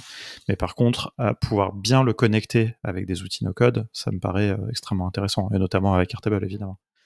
Après, c'est toujours pareil, quoi. Il faut voir si on commence pas à inventer des usines à gaz, etc. Mais je vois bien l'usage, parce que je vois bien aussi à quel point, c'était le point sur lequel on n'était pas d'accord avec Lilian, c'est à quel point WordPress est un excellent moyen de publier du contenu en ligne. Tu vois, et les gens, je trouve, sous-estiment énormément ça, parce que, enfin, dans la communauté no-code, il y a ce truc, oui, Webflow c'est génial, tu vois, enfin, il y a plein. Mais à un moment donné, si tu as envie juste de publier du contenu sur Internet, WordPress c'est aussi un très bon moyen de faire, quoi. Je veux dire, tu vas, t'achètes un thème, c'est très bien fait, ça peut être performant, c'est pas forcément un souci. Alors, tu dois gérer l'hébergement et tout. Mais, enfin, ouais, voilà, bon, c'est pas pour partir sur tout un débat. Peut-être qu'il faudrait que je fasse un épisode justement avec Stéphane, on parlera plus de WordPress. Ah, Ça, vous non, mais pourriez je faire suis ça content en plus. de voir aussi un peu ce genre de choses, parce que en fait, et du coup ça va m'amener peut-être à notre sujet suivant, qui est le Web Today. Vous avez utilisé la même stratégie un peu pour le site du Web Today, si je dis pas de bêtises, ou c'est le même site, ou est-ce que c'est Alors le but c'est d'arriver à ça. En fait, à la cantine, du coup, on gère 3 sites internet. On a le site de la cantine, le site du Web Today et le site de la French Tech Nantes. Et en fait, les 3 sont connectés à Airtable, mais pas par les mêmes développeurs. Bah, je vais pas dire ok. développeuse, c'est des développeurs à chaque fois. Non, on avait une développeuse. Mais de manière différente. Et du coup, en gros, le premier truc qui a été connecté, c'était Céline qui l'avait fait. C'était le site de la French Tech Nantes avec un premier plugin qui avait été vraiment fait maison et avec juste vraiment ce truc de rester en interne. Alors qu'avec Stéphane, c'est différent. Dès le début, on l'a construit de manière industrielle et sur le fait de le déployer sur nos autres sites et au passage de pouvoir le mettre à disposition d'un plus large public qui soit autofinancé, que sa maintenance en fait soit autofinancée. Enfin, du coup, il y avait vraiment cette espèce de business model dès la création du projet au début. Mais c'était pas le cas sur la French Tech Nantes. Et ça nous a posé plein de problèmes. On a essuyé plein de plâtres. Par exemple, juste les colonnes où on était bloqués comme des cons à plus pouvoir les renommer après. Et ou des gens qui savaient pas, genre moi, passer et les renommer. Enfin, il y avait plein de trucs qui sautaient en fait tout le temps. Donc, on a essuyé plein de plâtres avec celle-là. Elle était faite d'une certaine manière, on n'avait pas trop la main mais au moins c'est mis à jour instantanément. Mais disons que on pouvait faire des choses sur Airtable et sans s'en rendre compte, on faisait sauter le site de la French Tech Nantes et c'était relativement chiant. Après il y avait le site du Web Today, donc là il a été géré par une autre agence qui à l'époque était très très réticente au no-code. Pour elle et eux c'était pas stable. C'était pas sécurisé, donc on pouvait pas baser le site du Web Today dessus. Bon, à savoir que ça c'était en 2019, hein, c'était vraiment aux prémices, faut le remettre en contexte. Le Web Today, il y en a pas eu pendant 2 ans, donc quand ça a été mis en place, c'était en 2019. Évidemment ce que c'est le Web Today. Ouais. Mais c'était relativement nouveau en fait le no-code, on avait peu d'informations, on savait peu de choses sur le fonctionnement et donc forcément quand nous on est dans un objectif aussi d'optimisation de budget et d'avoir quelque chose qui tienne sur plusieurs années, on peut comprendre en tout cas qu'à l'époque l'agence ait pu être frileuse en fait sur le fait d'avoir une intégration de dépendance au passage à Airtable. Donc ce qui avait été fait. Si eux connaissaient pas l'outil, s'ils étaient pas convaincus, etc., je peux imaginer qu'ils y aillent un peu. Et puis on n'était pas du tout au même niveau, en fait, on n'était pas du tout au même endroit, on n'avait pas le même recul, et donc les API n'étaient pas aussi développés, je pense. Enfin, on n'était pas du tout au même niveau, en fait, en 2019, sachant que là, on parle de plutôt fin 2018, début 2019, on n'était pas du tout au même stade. Et du coup, ce qui a été fait, c'est une structure de base de données et qui était identique à la fois sur le WordPress du Web2D et identique sur la base Airtable, qui faisait qu'en fait, sur Airtable, il suffisait d'exporter un CSV, de l'importer à l'identique sans rien toucher sur WordPress, et boum, il remplissait toutes les bases de données WordPress, en fait, et ça remplissait le site. Mais avec plein de trucs chiants. Du coup, dès que tu fais une modification sur Airtable, il faut que tu refasses ce truc. En gros, quand ça fait ça efface toutes les bases de données et ensuite ça réimporte le fichier. Et derrière, il faut aussi valider un autre truc parce que des fois, sinon, ça faisait... Là, toutes les fois où le site, par exemple, plantait, il y avait erreur 404 ou je ne sais quoi, c'est parce que j'avais oublié ce bouton après mon dernier import. Et au passage, toute cette manip, c'est bête, mais elle prend 7 minutes. Enfin, ça dépend le volume. Sur la fin du Web2D, j'étais plutôt sur du 9 à 10 minutes. Alors quand j'avais que 50 speakers, on était autour de 5-6 minutes. Et c'est bête, mais ça, en pleine journée, il suffit que mes collègues à la com aient fait un post sur les réseaux sociaux, et ben ça leur plante toute leur stratégie d'acquisition. Enfin, c'est tout con, hein, mais le site, il est vide pendant ce temps-là. Et du coup, c'était pas ouf, ce qui fait que en fait, je me retrouvais le soir avant d'aller me coucher, vers 23h minuit, à aller faire ça à la main moi-même, et ça me prenait 15-20 minutes, et du coup, c'était pas tout le temps à jour parce que je faisais ça tous les 2-3 jours en fait, en fonction de quand on a approché du Web2D, je faisais de manière plus fréquente. Mais en fait, c'est super relou, et j'ai passé je sais pas, les 4 mois avant le Web2D à pester sur ce truc-là. Et 1 mois avant le Web2D, j'ai quand même fait valider avec l'agence, enfin avec notre dev, l'installation de notre plugin qu'on a fait avec Stéphane pour la prochaine édition. Parce que ce truc-là était vraiment trop pénible. Après, on a réussi à l'optimiser. On a pas mal optimisé. Enfin, avant, il y avait quand même beaucoup plus d'étapes. Et là, avec les bases synchronisées, etc., on a pu pousser en fait Airtable plus loin pour vraiment atterrir à se télécharger l'export CSV et réimporter de l'autre côté. Avant, il y avait du copier-coller, il y avait de la mise à jour de petits champs, enfin, il y avait des petites conneries, quoi. Et, non, j'imagine. Mais alors justement, là, on est parti un peu direct dans la technique, mais j'avais envie qu'on parle un petit peu du Web2D. Non, mais c'est hyper intéressant aussi, hein, parce que ça parle de nos codes et tout, mais pour les gens qui ne connaîtraient pas cet événement, ce festival qui a lieu à Nantes tous les ans quand il n'y a pas de Covid, est-ce que tu veux nous présenter ça juste en quelques mots et peut-être nous parler plus précisément de cette édition 2022, parce qu'il y a eu quand même beaucoup de no-code grâce à toi, on t'en remercie d'ailleurs. Donc voilà, est-ce que tu veux ça sera arrivé d'une manière originale, il y en avait déjà avant, mais du coup, le Web2D. Le Web2D, donc comme tu dis, c'est un événement qui a lieu une fois par an à Nantes autour de la période de juin. Généralement, c'est fin mai ou au cours du mois de juin. Ça se passe sous les machines de Lille. C'est un point très important puisque les machines de Lille, c'est un endroit clé à voir pour les personnes qui viendraient visiter Nantes.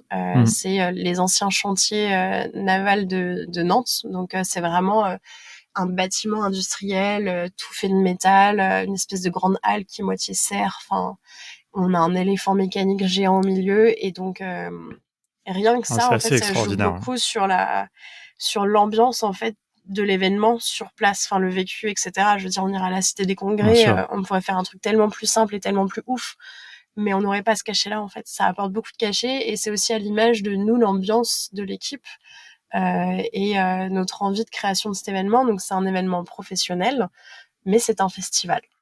Et ça, je crois que t'en avais parlé une fois. Il me semble que je t'en avais entendu en parler de cette différence entre les deux. C'est un événement pro. C'est le 2e plus gros événement tech en France, enfin sur les sujets tech. Là, on a fait en 2022 du coup la 12e édition. Donc ça a été créé, je sais pas, la première édition c'était en 2008 ou 2009. À l'époque, c'était une après-midi, il y avait 4 tables et puis je sais pas, 30 personnes autour. Ouais. Enfin, c'est ce que l'histoire dit en tout cas, parce que Ouais. moi j'étais pas là à ce moment-là. Mais et c'est vraiment un festival. Je veux dire, c'est un événement pro qui reste pro. On fait vraiment des rencontres, on fait vraiment du networking, etc. On peut se nourrir parce que on fait une prog que j'espère être aussi cool que ce qu'on on l'imagine dans nos têtes. Donc on peut vraiment se nourrir de plein de choses. On peut aussi se challenger, aller sur des sujets qu'on ne connaît pas en fait et s'alimenter et s'ouvrir un peu les chakras. Enfin, découvrir plein de Oui, non, choses. c'est très, très, très, très riche autour du numérique. Enfin, pour donner un ordre d'idée, donc ça dure 3 jours. Il me semble qu'il y a 6 scènes. Donc en parallèle, il y a tout le temps 6 conférences. Il y a 5 ou 6 tracks, il me semble, de cycles On de a 8. conférences. Il 8, y en avait ouais. 9 à l'origine et on a une qu'on n'a pas remplie parce que c'était too much. Mais c'est donc comme tu dis, il y a énormément de contenu. C'est même plus un problème de décider qu'est-ce qu'on va aller voir. Et Oui. j'irais même encore plus loin. C'est que Mais moi, je suis pour le pas coup, j'ai pas désolée vu quand même beaucoup pour ce de truc-là. conférences. Désolé pourquoi? Parce qu'il Je y a serais trop de pas contenu? désolée. Ah, t'es pas désolé. Ouais. Ouais, je suis pas désolée qu'il y ait trop de contenu et que les gens aient du mal à choisir. Carole s'en plaint beaucoup, par exemple, de je sais pas plus faire cette conf. Bah, en fait, il y a un truc. Ouais, le Enfin, son oui a et un peu non. coupé, c'est pour ça que j'ai raté ce que tu as dit. Mais non, c'est un super bon problème. Le seul truc qui est un petit peu dommage, mais j'imagine bien les moyens titanesques que ça donne, c'est que on peut pas rattraper certains. Il y a un peu ce truc de FOMO, c'est-à-dire que Ouais. il y a des choses, si tu les vois pas, bah tu les verras jamais, quoi.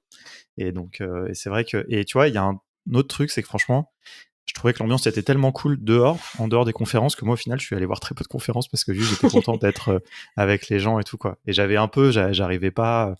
Il y avait des sujets pourtant qui m'auraient intéressé, mais bon, puis j'étais un peu stressé par la conférence que moi j'ai fait, etc. Et comme je suis passé au tout début, après, j'étais beaucoup moins stressé. Je suis allé boire une bière directe et du coup, j'avais plus du tout envie d'aller voir des conférences. Mais enfin bref, non, mais c'est génial. Mais Effectivement, oui, c'est mais un c'est un très bon vrai truc, problème. hein. C'était ma 8e édition. C'était ma 2e en tant qu'organisatrice. J'avais fait plusieurs éditions en tant que bénévole. Je l'avais fait en tant qu'exposante et en tant que simple participante. Et en vrai, c'est la première année où je suis frustrée de ne pas aller à des confs parce que c'est la première année où je mets vraiment mon nez dans le programme et où il y a des trucs enfin, j'ai programmé des trucs qui me faisaient vraiment envie, que j'avais envie d'aller voir. Et pour la première fois, j'étais bloquée, en fait, à mon accueil et j'avais même pas la possibilité de le faire. Alors que les 7 éditions précédentes, j'avais la possibilité et je l'ai quasiment jamais fait. Parce qu'on est bien à l'extérieur, on est bien chill avec tout le monde, à se prendre un verre. Il y a les soirées, en fait, avec toutes les animations, les DJ, etc. Donc, en fait, c'est vraiment cool. T'as ce bar. On a eu une chance folle cette année. On a quasiment pas eu de pluie. Parce que généralement, on rigole de ça, tu vois, à dire qu'on a 5 fois du soleil dans la journée au Web Today. Mais c'est aussi qu'on a 6 fois la pluie. Et, et Ouais, là, cette c'était année, en nickel, à vrai, part le dernier jour, mais le dernier jour, il y a eu le matin, il y a eu un peu d'orage, mais en vrai, la dernière édition, on a eu un truc qui s'appelait Miguel, qui était une tempête et qui arrivait le jeudi soir. Donc dès le jeudi, on a dû commencer à démonter. Il y ah avait ouais. une structure métallique de ouf avec des cubes et tout pour faire. Il devait y avoir le DJ7 en fait. Il y avait un mapping qui était fait par un artiste qui fait que ça.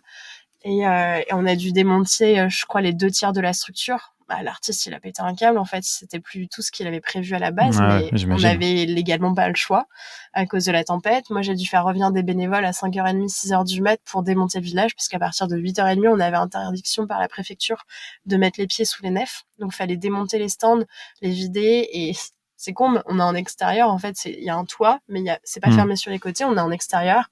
On a un festival tech. Il y a des télés, des écrans, des ordis, des machins. Ouais. Partout sur les stands. Donc en fait, là, on a dû tout démonter en urgence le matin. Enfin, ça a été horrible. Et on a dû fermer le J'imagine. village le dernier jour. Donc, en vrai, cette année, on était aux anges. Tu vois, le petit passage orageux du vendredi matin, ça a duré un quart d'heure. On était là en mode pouf, tranquille. Ouais, non, Mais je touche du c'était bois. cool. Hein. Enfin, c'est Ouais. notre. Et du coup, est-ce que tu veux me dire quelques mots un petit peu sur, sur les, comment ça s'est organisé un petit peu pour, justement, alors plus spécifiquement sur le no-code, on va dire un peu Mm. les intervenants, les interventions qu'il y a eu, les choix un petit peu que tu as fait, enfin, ou pas fait d'ailleurs, enfin. Et ben du coup, le no-code, en fait, c'est un truc que je faisais avant de découvrir que ça avait un nom. Pour la petite histoire, c'est mon DAF, donc mon directeur administratif et financier, qui avait fait une formation de contournement, qui était sur le Slack du coup de contournement à l'époque où il y avait encore que 300 personnes, qui m'a mis dessus et qui m'a expliqué que ce que je faisais, ça s'appelait du no-code. Et de fil en aiguille, c'est comme ça que je me suis retrouvée à vraiment intégrer ce sujet, à faire de la programmation aussi sur le no-code à l'année, à la cantine. Et en fait, de ça, j'ai un peu sensibilisé notamment ma directrice, enfin toute l'équipe de manière générale, mais ma directrice qui s'occupe, en fait, qui est directrice éditoriale du Web Today. Et en fait, c'est naturellement qu'on s'est dit qu'il fallait qu'on ait du no-code en fait dans la programmation. C'était une évidence. Après, en 2019, par exemple, on avait Zapier qui était là. Céline avait déjà en fait importé un peu d'éléments, mais sans le brander no-code en fait. Et donc, on a déjà des gens qui sont venus, qui en avaient un peu parlé, mais sans ce mot et ce côté communautaire, Bien sûr. enfin de gens qui se fédèrent autour de ce terme-là. Et donc là, ça nous paraissait évident. C'est juste que l'événement, il est quand même très dense et très riche. Et qu'en fait, le no-code, à un moment donné, il fallait réussir à l'intégrer quelque part. Et donc, on a pris la décision de l'intégrer avec le code, en partant du principe que le no-code n'était que de la programmation visuelle. Donc, au final, c'était de la programmation. Et donc, au même titre que le code, on pouvait avoir sa place dans la track, en fait, qui était dédiée aux programmeurs et aux programmeuses. Enfin, développeurs développés jusque-là, mais aujourd'hui, on va plutôt dire que c'est à destination des programmeurs et programmeuses. Et donc, on a intégré dans la track tech. Qui s'appelait du coup Tech et No Code. Alors ouais, mais ça l'idée c'est de le faire que pour la première édition, parce qu'il fallait quand même marquer le coup, il fallait que ce soit clair aussi pour les gens pour le comprendre, il fallait au passage que les développeurs et développeuses comprennent en fait que c'était normal d'avoir des confs aussi sur la programmation visuelle dans leur track, qui s'identifient aussi pourquoi peut-être il y avait un peu moins de conférences sur la partie code pure. Donc on avait besoin de l'identifier en fait pour un peu marquer le coup de la nouveauté qui arrivait, donc on l'a appelé Tech et No Code.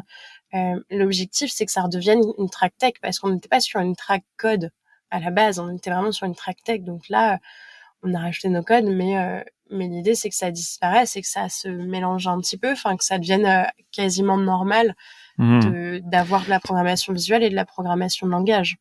Tu sais, c'est intéressant parce que tu m'avais dit ça quand on s'était vu là-bas, Ouais. et je trouvais ça intéressant comme vision. Moi, je me pose la question, tu vois. Mais de toute façon, c'est toi qui va décider, tu vois. J'ai vu, t'en avais parlé avec Lucien. Mais moi, je suis curieux, tu vois, de est-ce que à terme, on partage cette vision. Hein. De toute façon, à terme, je fais partie des gens, même si j'adore le monocode, je pense qu'il disparaîtra et que ce sera pour le mieux. Et que ces outils qu'on a évoqués là pendant 1 heure déjà vont devenir simplement des outils du quotidien, tu vois. Mais d'ici là, et peut-être c'est aussi un vœu pieux, hein, c'est quelque chose que je souhaite, je pense que le mot no-code doit continuer encore à grandir et je pense qu'en termes de branding et de marketing, ça va continuer à être intéressant, tu vois. Et moi, je me demande si ça se trouve pour vous, tu vois, même. Ça sera, alors je sais pas, là je fantasme peut-être, tu vois, mais ça sera intéressant d'avoir et une track no-code qui sera attractive parce que ça sera tendance, etc. Et une track code, tu vois. Ou continuer à mélanger les deux aussi, ce qui est aussi complètement cohérent, tu vois. Peut-être qu'on continuera à mélanger 1 ou 2 années, mais dans tous les cas, on ne pourra jamais avoir de tracks séparés, dans le sens où le Web Today n'est pas une conf tech. Enfin, c'est une conf tech c'est pas un dev autour fest, du numérique, en fait. mais pas. C'est sur le numérique dans son ensemble qu'on a déjà 8 tracks différentes, ce qui est déjà beaucoup pour seulement 6 scènes. Et que séparer une track en 2 en termes de lisibilité, ça devient beaucoup trop compliqué aussi, même pour nous en fait, à communiquer, à valoriser l'ensemble des.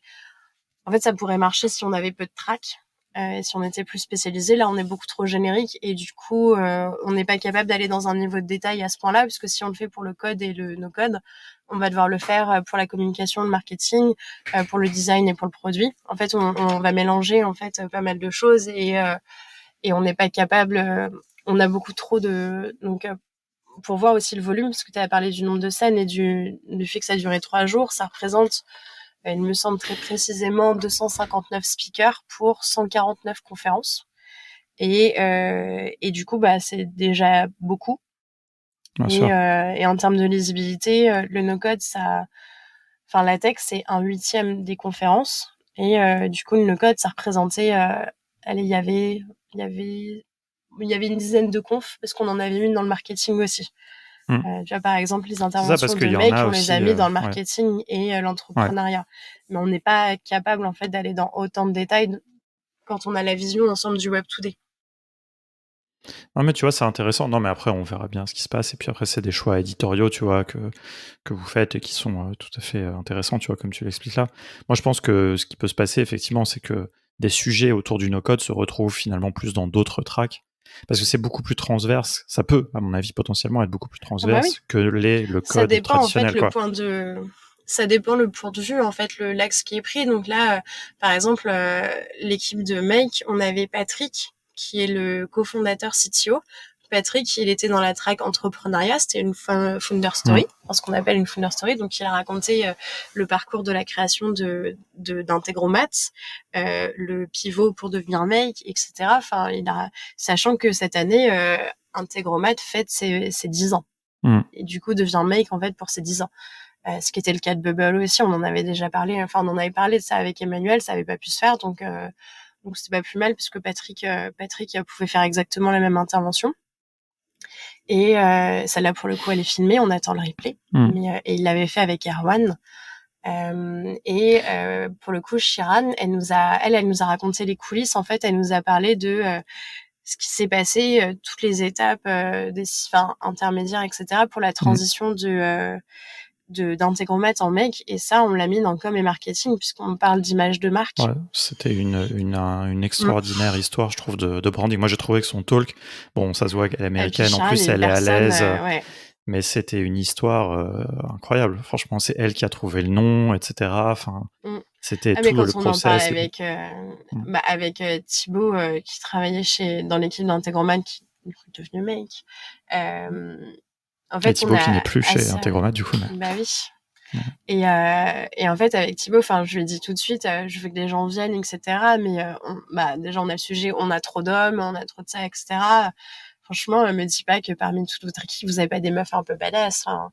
Et là, il me sort Shiran. Et Shiran, c'était une femme, c'est une femme racisée, c'est une américaine, donc qui a cette tchatche, en fait, et cette aisance à l'oral, qui vit en République tchèque depuis plus de 7 ans, qui a intégré l'équipe d'Integromat assez rapidement, qui est la seule femme à un poste de direction chez chez Make. Qui est la seule femme en fait à un poste de direction chez eux. Sur le papier, c'était banco, et avec une vraie histoire qui était ultra actuelle, parce que avec Thibaut, quand on a commencé les discussions sur la venue de l'équipe au Web 2D, c'était avant le changement d'identité.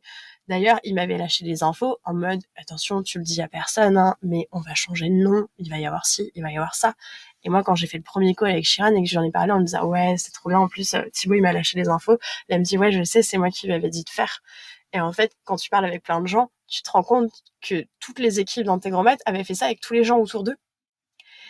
Et ça, c'était calculé. Ça, c'était une stratégie.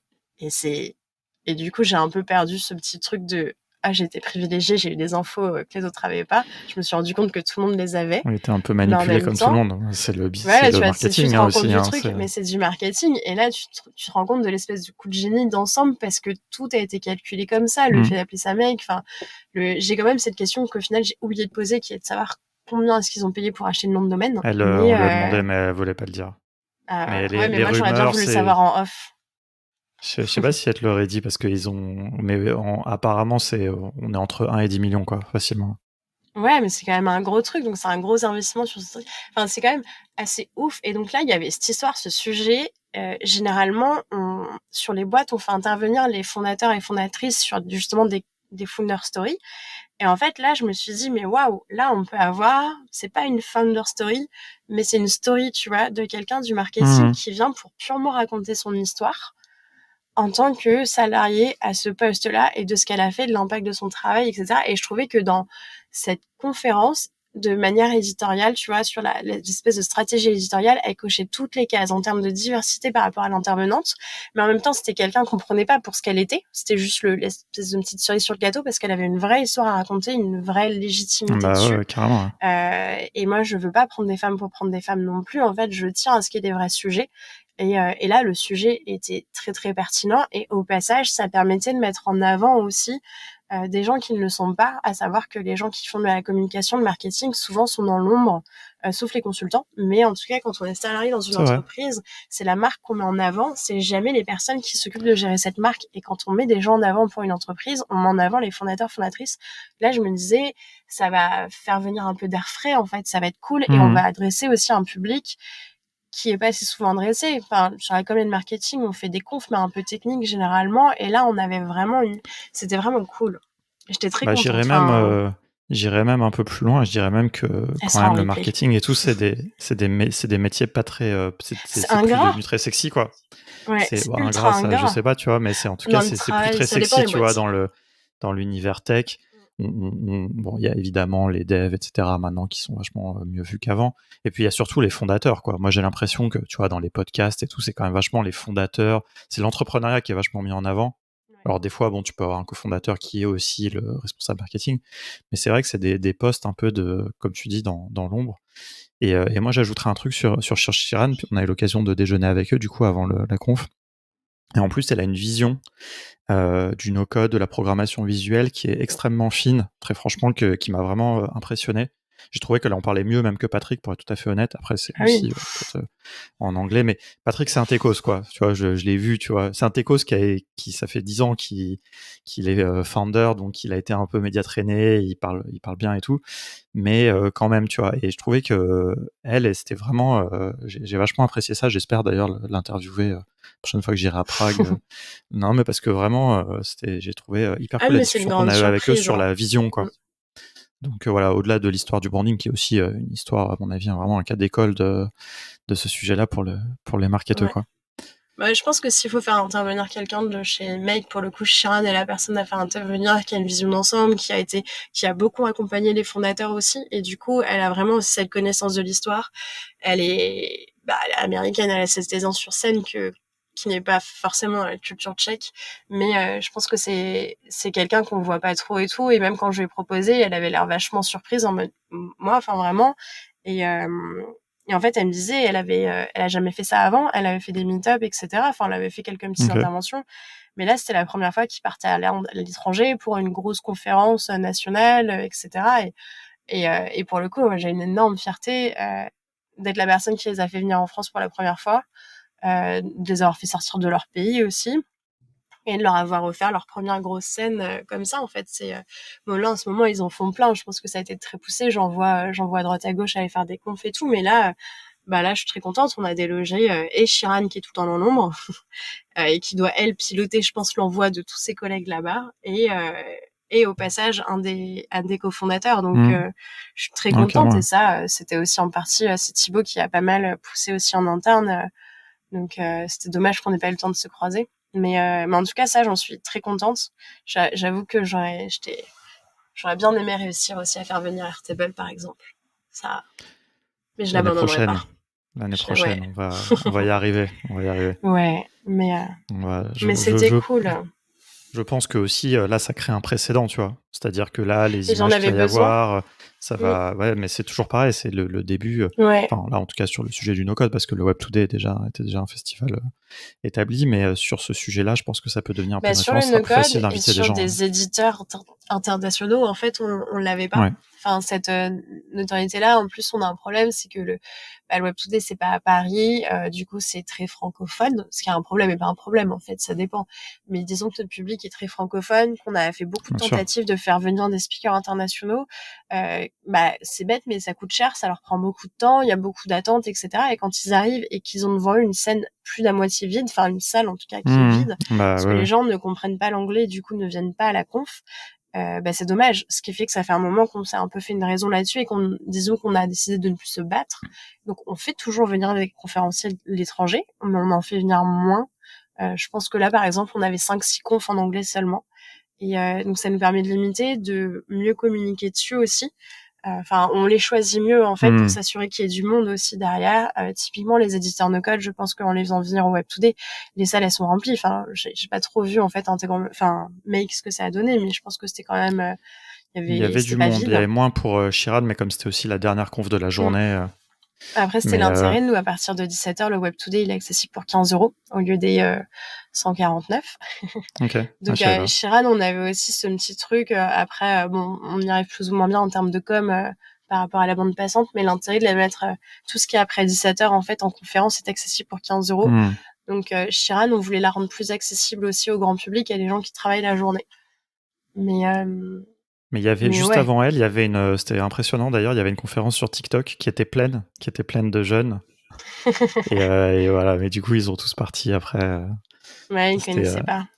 ouais. Mais celles-là, non, en plus, elles sont filmées, elles sont captées, donc je trouvais ça important aussi de les garder en trace, parce que je pense que ce bien qu'ils ont sûr. présenté, c'était quand même relativement cool. Sheeran, je suis pas sûre qu'elle ait déjà fait cette presse. Enfin, je pense que c'est enfin, elle l'a fait pour nous, en fait. C'est moi qui lui ai Ouais, un peu commandé le sujet. On a un peu discuté et tout. Je lui ai mis des limites sur le côté commercial, en lui disant vraiment, moi, je veux le côté coulisses, les trucs, vraiment. Enfin, je veux ces éléments-là, et vu les retours, je pense qu'elle l'a plutôt bien respecté, ce truc-là. Donc j'avais envie qu'il y ait une trace qui reste. Pour le coup, ça, je me suis battue pour avoir les replays.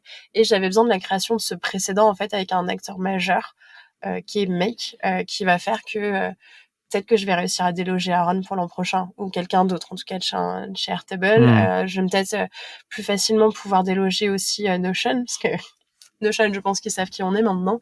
Mais ça a été toute une histoire. Et j'espère sincèrement que en gros, là, l'idée, c'était que cette année, ils observaient et qu'on verrait l'an prochain, qu'on lancerait les Hmm. échanges. Et j'espère sincèrement que l'an prochain, on va enfin pouvoir avoir un Notion qui vienne. Après, il y avait quand même Camille qui était là, mais Ouais. à titre personnel.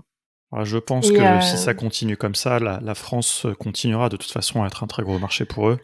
Enfin, c'est de toute quand même façon, ils l'ont leur tous dit, hein, la quatrième, il me France, semble. ouais, c'est C'est... le quatrième de Notion, et ça l'est à peu près pour tout le monde. Hmm. Chez Integromat, enfin chez Make, du coup, Sheeran a dit la même chose. La France, c'est un de leurs plus gros marchés internationaux. Ça a l'air de l'être pour beaucoup d'outils. Beaucoup d'éditeurs, Tu vois, ouais. Airtable, je trouve ça dommage de pas profiter du côté francophone d'Aaron pour aussi en jouer et lui permettre de se déplacer et d'aller justement participer à des choses en français. Moi, c'est pour ça, en fait, que je Hmm. voulais. C'est pour ça que j'étais allée chercher Emmanuel. C'était pour avoir aussi du no-code majeur, mais en français, Hmm. pour essayer de pallier cette barrière de la langue qu'on peut avoir. Mais il faut voir l'an prochain. Il faut que j'arrive à trouver les sujets intéressants, parce que là, la première édition, en termes de contenu, elle était relativement facile. Du coup, j'ai pu venir te chercher pour faire une introduction un peu générale et générique. Et après, l'idée, ça a été de trouver un peu plein de points de vue et plein de choses pour nourrir les gens et pour être sur un peu de la vulgarisation et de l'initiation. Donc, c'est pour ça qu'il y a Aurélie qui est venue et qui a parlé en fait de ce que c'est que développer un outil no-code. Ça donnait ce point de vue-là qu'on n'entend pas souvent aussi, des développeurs et développeuses qui sont derrière les outils, qui galèrent avec alors j'ai découvert la notion d'abstraction. En fait, les outils no-code, on peut mettre des formules, et en fait, les formules, c'est un peu du code. Donc, c'est aux développeurs et développeuses de faire en sorte que ce code reste dans cette bulle et n'aille jamais toucher leur code à eux, sinon ça fait péter l'outil. Donc, c'est des trucs un peu tout bêtes, mais elle a raconté, du coup, elle a pu raconter ça, et elle a fait 2 versions. Elle a fait une version grand public, plutôt prise de hauteur assez légère, et où elle aussi, elle partage à titre personnel son son point de vue de développeuse sur les outils no-code, et le fait que pour elle, ça va pas tuer son métier, que c'est important. Et elle a fait une conférence plus tard dans la journée, vraiment à destination de développeurs, qui là était Hmm. technique, assez conséquente et pas grand public, mais qui avait pour but aussi d'aller un peu challenger et apporter des nouvelles infos aux développeurs, développeuses. Il y a Erwan qui a parlé des no-code ops, parce que c'est une partie, je pense, qui est un peu immatérielle du no-code, qui est vraiment sur les Hmm. automatisations. Je pense qu'en no-code, aujourd'hui, on voit beaucoup la partie produit, application, site web, Bien etc. sûr. On parle encore trop peu, je pense, de tout ce qui est opérationnel. En parallèle, j'avais aussi dans la track design programmé une conférence sur l'expérience collaborateur et collaboratrice. Donc il y avait comme ça ce double sujet. Il y a Magali qui est venue, et alors Magali, c'est un truc de dernière minute, complètement opportuniste, parce que d'un coup, elle avait du temps. Et là, elle m'a raconté son histoire, je la connaissais pas du tout. Et là, Hmm. elle racontait son histoire, et j'étais en mode, Tu n'avais et je pas trouvais écouté ça, l'épisode de podcast où je l'ai interviewé, alors. non. Je Alors, plaisante. Pas de problème. mais on en a déjà parlé, je t'ai Mais déjà dit. non, J'en non, ai mais écouté c'est non. quelques-uns de tes podcasts. J'ai Mais écouté Nicolas non, mais Daprini. son Mais l'histoire de histoire est... Magali, elle est T'écoutes que impressionnante. les Nantais, C'est en fait, c'est ça? que les gens que Que je les Nantais connais, et les c'est plus Nantaises, ouais. facile. J'ai écouté aussi celui de Pascal Carole, pour qui... préparer mon entretien. Ah ouais. Ah ouais, ok. Mais toujours Alors, intéressé. il faut qu'on vienne d'ailleurs à ce dernier sujet. Mais oui, Mm. enfin, pour finir sur Magali, Mais c'est une puis super mettre histoire. Magali après des développeurs, je trouvais le coup de pied, enfin le coup de nez là, le petit, j'ai pas l'expression, mais je trouvais ça rigolo en fait de mettre Magali raconter son histoire et comment le no-code lui a permis de s'émanciper des Hmm. développeurs et du coup des levées de fonds et de tout ce truc malsain qu'il avait planté, de la mettre juste après des développeurs en fait, vraiment. Enfin, il y avait ce truc cool. Il y avait Ouais. Carole et Thibaut sur la partie un peu inclusive du no-code. Il y avait Enfin, c'était très large et en vrai, c'est un vrai sujet pour moi de savoir comment est-ce que je fais la programmation éditoriale du no-code pour l'an prochain pour le Web2D. De comment je me positionne et quelle est l'histoire que je veux raconter. En fait, je sais pas, cette année, c'était facile. J'avais une histoire à raconter. L'an À prochain, mon je avis, sais il pas. y aura, j'espère en tout cas, et on incitera vraiment les gens à le faire, je pense qu'il y aura plus de candidatures, en tout cas l'année J'en prochaine. avais que 4 dans le call for paper. Et à mon avis, J'avais que là, il y 4 en candidatures sur aura. le code. Il faudra. Enfin, je pense que l'association, enfin, devra vraiment. Enfin, au vu de, tu vois, le fait que tu nous as aussi permis d'avoir un stand, etc. La moindre des choses l'année prochaine, c'est vraiment d'essayer de relayer un max, d'essayer de faire en sorte qu'il y ait un maximum de, de présentation, parce que je pense que là, c'est normal, même moi, hein, je veux dire, au début, j'étais pas forcément partant parce qu'on savait pas vers quoi on allait, ça faisait 2 ans qu'il n'y avait pas eu de conférence, pas que le Web2D, hein, mais et donc il y a un peu ce peur de l'inconnu. Là, il y a aussi un espèce de précédent un petit peu communautaire. Tout le monde, on sait, beaucoup de gens se sont croisés là-bas. Il y a eu un peu de FOMO. Il y a pas mal de gens qui m'ont dit on aurait bien voulu y être et tout. Donc voilà, je pense que ça sera bien et ça va inciter les gens, j'espère en tout cas. On fera tout pour à proposer des talks parce qu'il y a plein de gens dans la communauté qui font des trucs géniaux et ce serait bien qu'ils en parlent, quoi.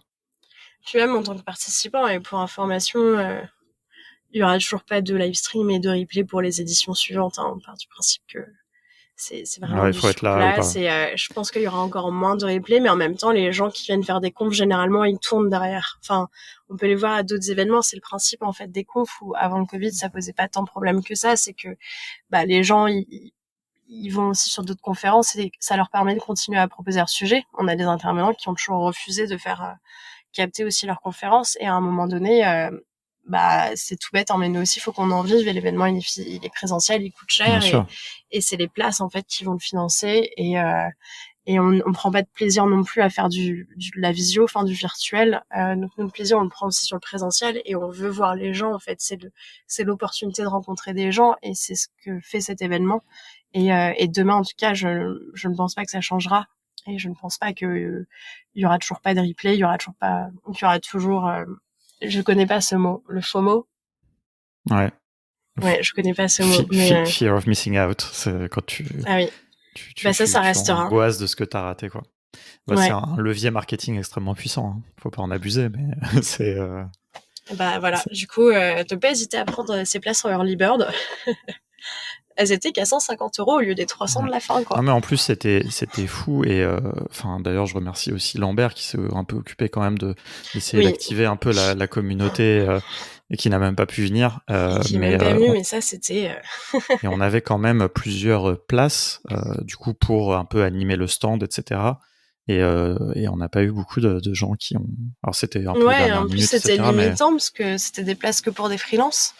On avait précisé les conditions, on avait mis que pour des freelances, parce qu'il y a beaucoup de freelances dans la communauté, et qu'on voulait que ça parte à ces personnes en priorité. On en a peu au Web2D, parce ou que des gens l'événement coûte assez cher. même qui n'ont pas Ou d'emploi qui ou étaient en qui sont recherche pas. d'emploi, ou Ouais. quoi que ce soit. Après, les chercheurs d'emploi, il y avait des places à 40 € pour les 3 jours. Donc, Ouais. je veux dire, Oui, non, mais tu vois, après, là, c'était aussi accessible. plus un peu le fait de venir aussi contribuer un petit peu à la communauté. C'est le fait qu'il y avait ce grand sujet sur le fait que tout le monde n'avait pas accès non plus à ces places. Il y avait des conditions aussi, mais justement, c'était là pour en fait toute la communauté en fait et toutes ces personnes dans la communauté qui révoltent un peu seules et qui peuvent avoir envie aussi de se rencontrer à un moment donné. Bien sûr. Et ne pas en avoir trop l'occasion. On va faire tout ça bien l'année prochaine. C'était la première édition.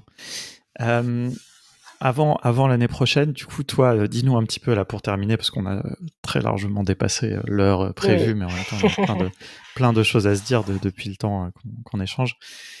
Toi, c'est quoi la suite? Puisque tu l'as dit, tu as quitté la cantine il y a quelques semaines, quelques jours quasiment. Enfin, c'est très récent. Je suis en vacances depuis très très longtemps et du coup, dans 8 jours, officiellement, je ne travaillerai plus à la cantine. D'accord, ok. Ah oui, donc là, techniquement, t'es encore...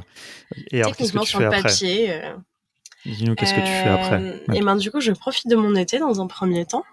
Chose que j'ai appris à faire, les vacances, tout ça, c'est bon. Je suis bien dedans, là.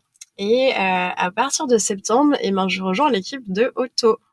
Ça fait des mois et des mois qu'on en parle avec Thibaut, en off.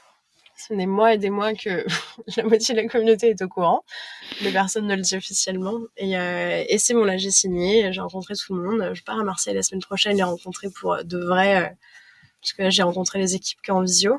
Et, Trop bien. et du coup, à partir de septembre, l'aventure démarre chez Otto, s'il Qu'est-ce n'y que a tu pas vas de faire truc là-bas? d'ici là. Et en tant que, je sais pas où est-ce qu'on en est sur le nom, mais en tout cas, Thibaut appelle ça un poste de Head of Communities. Et, euh, et en gros, je vais continuer à faire ce que je faisais à la cantine et que j'aimais bien faire à la cantine, mais chez Otto. En gros, ce que je dis aux gens, c'est que je vais continuer à faire comme à la cantine, mais à l'échelle de la francophonie. Ok. Enfin, donc je vais continuer à organiser des événements, de fédérer les gens, développer la communauté, continuer, aider aussi sur en interne sur justement l'expérience collaboratrice avec tout ce qui est automatisation, etc. Mhm. Je pense qu'ils en ont un Servir peu de. besoin, hein. Si je peux me permettre, je pense que Thibaut m'en voudra pas de dire ça, mais je pense qu'il y a il y Je a me un suis un peu besoin. fichue de lui quand même quand j'ai compris qu'ils en avaient à ce point besoin. J'étais là, genre, c'est quand même un peu le comble. Mais oui, il paraît. Donc en tout cas, pas de panique, j'arrive. Je vais mettre ça en Super. place. Et Tu restes vivre à Nantes ou... je reste vivre à Nantes, Ok. mais Bon, de je toute vais façon, beaucoup me déplacer. une grande partie de l'équipe est Ouais. basée, enfin, est un peu Et partout sur de ce que Marseille j'ai compris. principalement. Bon, ils sont principalement sur Marseille, il y en a Ouais, un peu sur Paris. Mais en tout cas, là, tout le monde va pouvoir me voir. Je vais beaucoup bouger. Je vais faire de l'événementiel en ligne, mais je vais aussi en faire en présentiel, parce que c'est globalement aussi mon expertise première. Donc, je vais beaucoup me déplacer principalement dans les grandes villes de France. On espère te Mais voir au meet-up mensuel de la communauté à Paris, hein, peut-être pas le évidemment. mensuel non plus à chaque fois, mais peut-être une fois de temps Non, en mais temps, quoi. de temps en Mais temps, pas tous les mois. ouais. Mais oui, de toute Mais façon, c'est sûr que je vais venir sur Paris. En plus, c'est pas loin de Nantes, c'est assez facile. Donc là, en gros, c'est ce qui se goupille. Et puis ouais, moi, j'arrive pour payer des apéros à tout le monde en France, quoi. écoute, c'est très bien, c'est un très bon rôle. On a hâte de voir ça. Ouais, il y a toujours aussi un peu un projet dans les cartons là aussi d'avoir un lieu à Paris, des choses comme ça, enfin, du côté Ouais. d'Auto qu'ils ont Moi, j'avoue que je évoqué. serais, je serais plus partante d'avoir un lieu sur Nantes, mais Bah, après, moi, non, mais c'est intéressant que tu dis ça parce que moi, depuis que j'en parle moi, je comprends pas pourquoi il n'y a pas un lieu à Marseille, tu vois, par exemple. Et en fait, Thibaut, depuis le début, il me dit, mais il faut que ça soit à Paris, quoi. Il faut que ça se passe à Paris. Est-ce que ça apporterait quelque chose que ce soit plus à Nantes qu'à Marseille, par exemple? je sais pas. J'aime beaucoup ce running gag que vous avez entre vous de rigoler que Nantes c'est la capitale du no-code en France. Je trouve ça très très cool. Je suis très contente qu'avec nos meet-up, on a réussi à faire parler de nous et d'être identifié comme une ville dynamique sur le no-code. Et du coup, j'avoue, je suis pas du tout contre le fait que une maison du no-code, ça s'ouvre à Nantes et pas à Paris. Et Bah, en plus, c'est qu'à 2 heures, en fait, le trajet le matin, vous rentrez le soir, vous venez passer la journée. Mais en même temps, je vois pas l'intérêt non plus. ouais. Ouais, j'ai Moi jamais aussi, assez de j'adore gens le sur train. Nantes. Non, mais tu vois, après, Ouais, c'est intéressant mais parce que même c'est sur Paris. nous, on a fait un effort, on va dire, un peu délibéré, tu vois, et le Covid nous a aidé là-dedans, tu vois, que tout ne soit pas centralisé à Paris. Parce que, enfin, nous, je dirais en tout cas Erwan et moi, et puis même pas mal de gens, des gens qui sont à Paris, ils croient aussi dans cette vision que le no-code, ça doit pas être réservé un peu à la manière de ce qui se faisait chez The Family, à une petite élite parisienne là, qui parle à moitié Mm. français, moitié anglais, tu vois. Le no-code, c'est pas ça et ça doit pas être ça. Mais c'est vrai que par contre, moi j'étais, quand j'ai rencontré Thibaut, etc., je me disais, eux, ils sont à Marseille, il y a de la place, c'est pas cher, ils ont déjà des bureaux, et pourquoi il n'y a pas plus de choses qui se passent à Marseille, quoi. Mais bon, enfin, je l'ai déjà dit plein de fois, hein, donc je vais pas remuer le truc, et je suis content qu'il commence, grâce à Muriel notamment, commence à se passer des choses à Marseille. Et je pense que Thibaut a bien compris aussi qu'il pouvait y avoir des choses localement, Ouais, je mais pense aussi que en discutant avec lui, avec d'autres gens, j'ai compris aussi quand même pourquoi vouloir faire quelque chose à Paris, tu vois. Il y a quand même aussi, quand on est en c'est province, accessible. il y a ce côté aussi, à Paris, tu centralises, t'as plus de gens, dès que tu fais quelque chose, t'as plus de monde potentiellement, enfin, donc, C'est beaucoup plus accessible en fait quand t'es en province. Tu veux voir des gens de Marseille, vous vous retrouvez à Paris, tu vois. En fait, ouais, si jamais cette maison elle avait lieu à Marseille ou à Nantes, tu vois, pour les gens qui sont de Lille, de bien Lyon, sûr, hein. etc. Ce serait Lyon, Marseille, ça va, tu vois, comme nous, Bordeaux, ça irait, mais Bordeaux c'est quand même 4 heures de train. Enfin, tu Ouais, vois, dans ouais, tous les cas, ce serait vachement compliqué, alors qu'en fait, quasiment toute la France aujourd'hui est relativement bien reliée. Tout le monde est à peu près à, disons, 3 heures de train de Paris, en fait, et peut facilement venir bien deux, sûr, trois ouais. jours sur Paris, se retrouver. Donc, si jamais on faisait ça localement, on aurait notre territoire plus Paris. Mais on Hmm, n'aurait pas le reste des territoires français. bien sûr. Non, mais enfin, tu vois, ça c'est un truc que justement j'ai réalisé un peu au fil du temps, en discutant justement avec des gens en province, etc. Et tu vois, moi, c'est un peu cette espèce d'idéalisme de se dire, bon, ça peut être en province, etc. Mais oui, non, mais ça, c'est bon. Le problème, en fait, c'est pas nous qui en sommes responsables, c'est la centralisation en France et le fait que tous les trains passent par Paris, etc. Quoi, c'est tout un. Bah oui. Mais Puis il y a ce sujet aussi tu vois, nous on l'a discuté. C'est un sujet qu'on a eu avec le petit écosystème nantais en fait sur le no-code, de se dire est-ce qu'on se rassemblerait pas tous à se prendre des bureaux à un endroit où on se prend un gros appart et on fait un espèce de cowork du no-code, etc. Il y a pas mal de gens qui sont pour. Moi, je t'avoue que je suis plutôt contre. Enfin, moi, je n'irais pourquoi? pas faire du no-code dans un ou genre une fois par mois, tu vois, à la limite. Mais c'est un truc, tu vois, j'en ai même pas encore parlé, mais c'est un truc dont je parle assez facilement, c'est que je trouve qu'aujourd'hui, le no-code est beaucoup dans sa bulle. Tu vois, on a C'est le vrai, Slack No-Code France, le bien mot sûr. no-code est connu par les gens du no-code, du coup, ça va les attirer. Nous, on fait une soirée no-code, c'est que les gens qui sont sur le Slack, par exemple. On n'est pas sur Meetup, tu vois, les autres plateformes et tout, et ça va changer Bah, parce que j'ai à réussi à intégrer Marseille, le... ils mettent le meet-up. Là, j'étais la semaine dernière, on a fait un meet-up à Marseille. Ouais, Ils donc avaient c'est mis, plus ouvert. et donc il y a des gens qui venaient pas de la communauté qui étaient là, et donc Ouais, des gens mais je qui trouve ça vraiment avaient cool. rien à voir. C'est intéressant. Mais il y en a peu, en fait, de ces trucs-là. Je C'est trouve à nous de qu'aujourd'hui, pas dans nous les trucs qu'on refermer sur nous-mêmes, organise, quoi. je trouve qu'on se referme beaucoup, en fait, sur nous-mêmes, que sur les contenus, en fait, qu'on va faire sur, tu vois, No Code Summit, par exemple, ça va parler beaucoup aux gens qui connaissent déjà le monocode, mais après, c'est aussi la volonté, hein, cet événement. Mais moi, c'est pas là où j'ai envie de mettre mon énergie et de l'effort. Moi, mon énergie, j'ai envie de les mettre sur un truc comme, par exemple, le Web Today. Le Web Today, j'étais extrêmement contente d'avoir aussi rajouté ma petite pierre à l'édifice en vous faisant venir Mhm. et en vous donnant autant de place, en fait, sur l'événement. Après, on y croyait. Enfin, je l'ai pas fait toute seule dans mon coin, tu vois. C'est quelque chose qui a été validé. C'était un axe stratégique qui a été validé.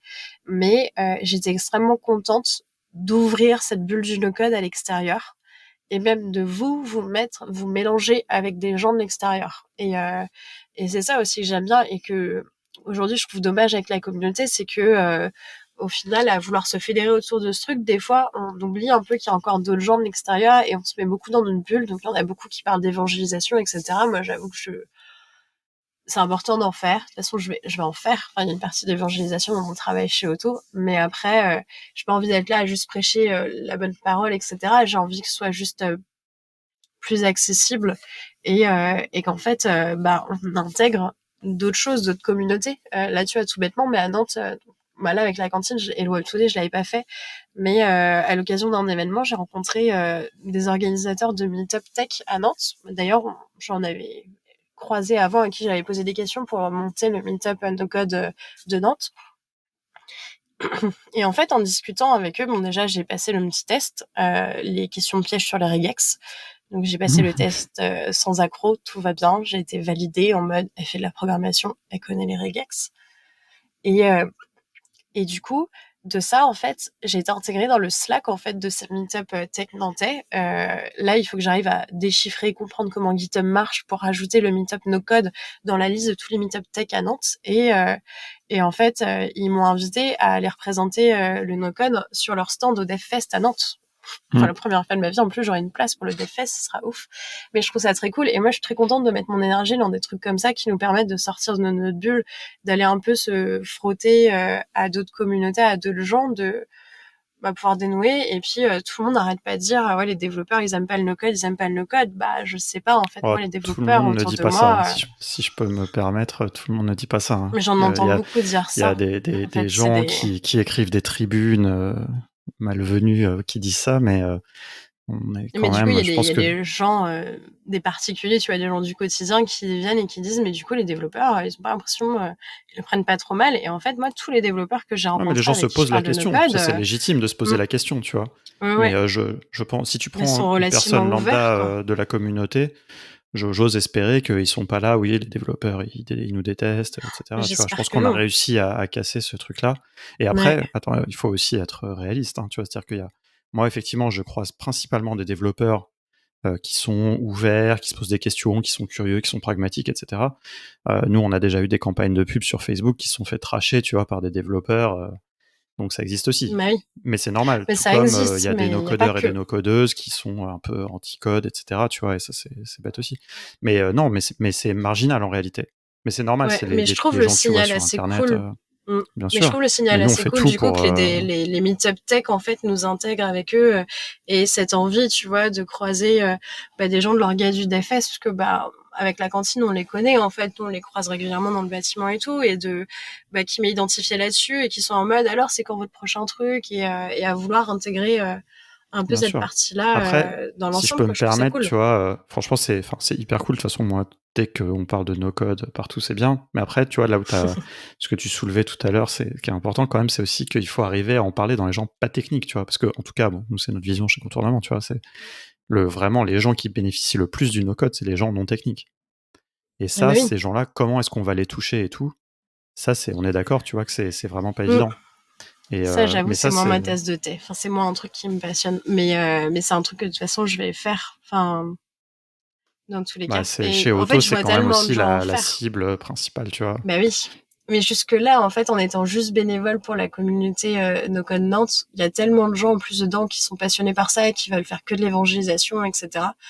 qu'en vrai, je voyais pas moi l'intérêt de me rajouter là-dessus. En fait, je préfère aller sur les sujets où les Bien autres sûr. allaient pas. Et du coup, c'était un autre truc. Mais là, de toute façon, avec Otto, ça va faire partie du jeu. Et là, ça devient intéressant parce que c'est pas juste aller évangéliser pour évangéliser. Il y a tout un truc cool en fait derrière à mettre en place. Mais là, c'est Ouais. la moi calculatrice dans ma tête qui suis en train de me projeter. Il faut toujours un petit peu calculer, hein. Écoute, c'était passionnant. Franchement, on a évoqué plein de choses. On J'ai a encore débordé plein de de combien de questions, temps? évidemment, mais je les garderai pour la prochaine fois. On aura l'occasion d'échanger à nouveau, je suis sûr. J'ai hâte de voir ce que vous allez faire chez Auto. J'ai hâte. Je sais que Thibaut a beaucoup aimé le hackathon à Lorient, donc il aimerait bien faire un à Marseille, tout ça. Je le dis publiquement parce que comme ça, vous allez être obligé de le faire. Il faut qu'il y Je ait... crois qu'il l'a déjà dit quelque part. Ouais, il l'a C'est dit, marqué mais sur ma bon, fiche de poste. Hein. on dit tous des choses, mais après, il faut les faire, tu vois. Il Ouais, faut mais s'engager c'est et il écrit faut les noir et faire. blanc sur ma fiche de poste, donc là, c'est. Non, mais tu vois, le format hackathon, et notamment le format hackathon à la No Code for Good, qui est un format, enfin, le hackathon, il y a plein de manières d'en faire.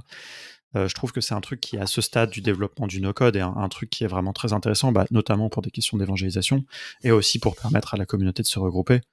Et il en faut. Après, moi, un jour, j'aimerais bien qu'on organise des hackathons un peu plus compétitifs et un peu plus high level, tu vois, mais ça, c'est mon côté... ça, Je on en partage ce truc-là. reparlera.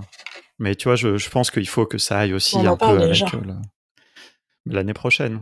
On en reparlera, on verra. Peut-être que c'est en Ouais. marge du Web Today qu'il faudrait faire ça, ou je sais pas, faut qu'on imagine quelque chose. Ouais, moi, en marge Web Today, en vrai, pendant 3 mois avant, je ne fais rien. Et pour info, du coup, je continue de gérer à minima la programmation no code du prochain Web Today, même si je suis plus dans l'équipe de la cantine. Et je reste peut-être quand même un peu, je remettrai peut-être un peu les pieds dans l'équipe de la cantine pour l'organe du Web Today. C'est encore en discussion, mais finalement, je vais peut-être avoir le beurre et l'argent du beurre en étant chez Auto et en faisant les trucs cool du Web Today. Cool. Écoute, t'as bien raison. C'est ce qu'il faut On essayer verra. de faire. Il faut essayer d'avoir tout ce qu'on peut avoir, tout ce qu'on peut avoir de cool. Où est-ce qu'on peut te suivre, te contacter, si les gens qui t'ont découvert ou qui te connaissaient pas encore veulent en savoir? Est-ce que tu publies un peu sur les réseaux sociaux, tu documentes un peu ce que tu fais, tu partages, je sais pas. J'ai pas l'impression, donc du coup, je te pose la question. Non, très peu. En vrai, je suis active sur LinkedIn. Je regarde mes messages et j'y réponds quasiment tout le temps. Pas forcément tout de suite, mais j'y réponds. Je suis active sur le Slack aussi. En vrai, à un moment, j'ai essayé de me chauffer. Je m'ennuyais vraiment. C'est une journée, je m'ennuyais. Et je me suis dit, je vais faire de la concurrence à Lilian sur les questions sur Integromat, sur le Ouais. Slack. J'ai passé une journée à le doubler à chaque fois. J'étais fière de moi. Puis après, j'étais occupée, donc j'ai plus fait. Mais en vrai, je suis dispo aussi quand même un peu sur le Slack de No Code France. Je partage peu ce que je fais parce qu'en fait, je sais pas trop comment faire et j'ai pas trop le temps et j'ai tendance à être un peu perfectionniste. Mais je vais commencer à le faire plus et je suis en train de me tâter à essayer de documenter et de publier publiquement les automatisations que j'ai pu faire à la cantine. Donc ça, Très éventuellement, intéressant. je partagerai peut-être. C'est un truc que j'essaie de faire parce que j'ai pas eu le temps de tout documenter pour mes collègues qui vont devoir reprendre les trucs. Et je me dis qu'en faisant des trucs plus grand public, en fait, ça peut justifier d'y repasser du temps. Et il y a pas de secret, tu vois, sur nos trucs à la cantine. Donc plutôt sur LinkedIn. Mais je partage peu. Je pense que ça sera très utile. Bah, de toute façon, je mettrai les liens et puis je t'encourage vraiment à documenter et à partager parce qu'on a tout ça à apprendre pour avoir vu un peu des choses que tu as fait et puis là, plein de choses que tu as évoquées. Je pense qu'il y a plein de gens qui aimeraient bien voir concrètement, tu vois, ce que ça donne, ce qu'ils peuvent s'approprier, etc. Je présente en meet-up ce que je fais. C'est vrai, oui, mais tu vois, c'est pas toujours actionnable directement, tu vois, c'est pas comme un truc où tu peux prendre le temps de digérer, d'essayer de le refaire, etc. Quoi. Non. Bon, écoute. Ça va, plein de choses à faire, plein de choses pour t'occuper pendant tes vacances. C'est aussi bien de faire un petit break du no-code aussi pendant les vacances. Ouais. Oui. Et puis, on reparlera de tout ça bientôt. Et puis, au plaisir de te voir du coup à Paris quand même, hein, dans un de nos meet-up mensuels. Et c'est vrai que tu me rappelles qu'on devrait peut-être... Avec grand plaisir. Je vais peut-être passer en septembre d'ailleurs, mais j'en reparlerai. Mais peut-être quelques épisodes de podcast à enregistrer moi, là-bas. Je suis à Marseille. Bah écoute, on essaiera de s'organiser pour éviter ça. Mais je vais souvent à Marseille aussi, peut-être qu'on se croisera là-bas. Je suis tombé amoureux de Marseille. Peut-être. Ah ouais. Donc, j'aime beaucoup cette ville maintenant. Et j'aime beaucoup aussi parce qu'il y a des gens chouettes que j'aime bien de la communauté no-code. Puis j'aime bien la ville en elle-même. Puis j'aime bien le soleil surtout. Ça. Et ça, à Nantes, vous en avez un peu moins. C'est pas le même. On l'a 5 fois par jour quand même. Ouais, j'avoue. Bon, trop bien, merci beaucoup Amandine pour tout merci ça. À toi. Et puis à très bientôt pour continuer la conversation. Salut. Ciao.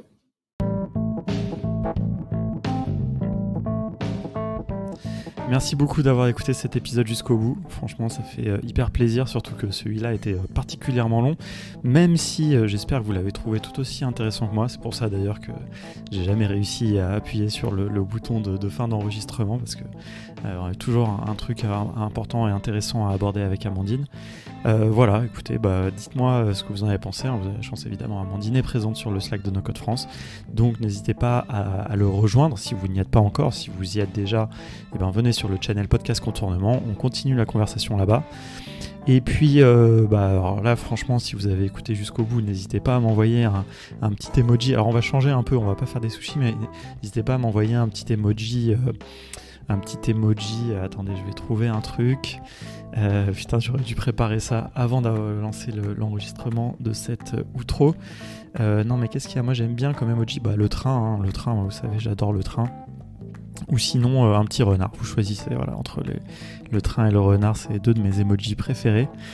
Et puis voilà, écoutez cet épisode. Alors en plus c'était chouette parce qu'Amandine a évoqué plein de choses en plus qui correspondent aussi à des formations qu'on a fait récemment chez Contournement. La formation à Make, à un moment elle a parlé aussi des API et des regex, et voilà, c'est nos 3 dernières formations littéralement. Donc voilà, si ça vous a intéressé, des sujets vraiment hyper importants, ce sujet des webbooks notamment qu'on a pas mal évoqué, sur lequel on a un petit peu attiré votre attention. Donc voilà, c'était ça, c'est évidemment, j'ai obligé de faire un petit peu la promotion de nos formations. N'hésitez pas à venir voir contournement.io, notre site web, si ça vous a inspiré. Et puis voilà, n'hésitez pas aussi à suivre l'actualité du Web Today, à vous préparer pour l'année prochaine. Prenez vos places si vous êtes un no-codeur, une no-codeuse qui avait des choses intéressantes à dire, ou d'ailleurs même si vous êtes en dehors de ça. Il y aura un call for paper, comme on dit, un call for speaker pour proposer d'intervenir à la conférence. Et j'espère vraiment, et on fera tout pour que l'année prochaine, il y ait plein de choses encore hyper intéressantes. La semaine prochaine, c'est un membre émérite de la communauté, encore une fois, que vous allez retrouver dans le podcast. Il s'agit de Vincent de Creacity, peut-être que vous connaissez plutôt par son alias de sa chaîne YouTube.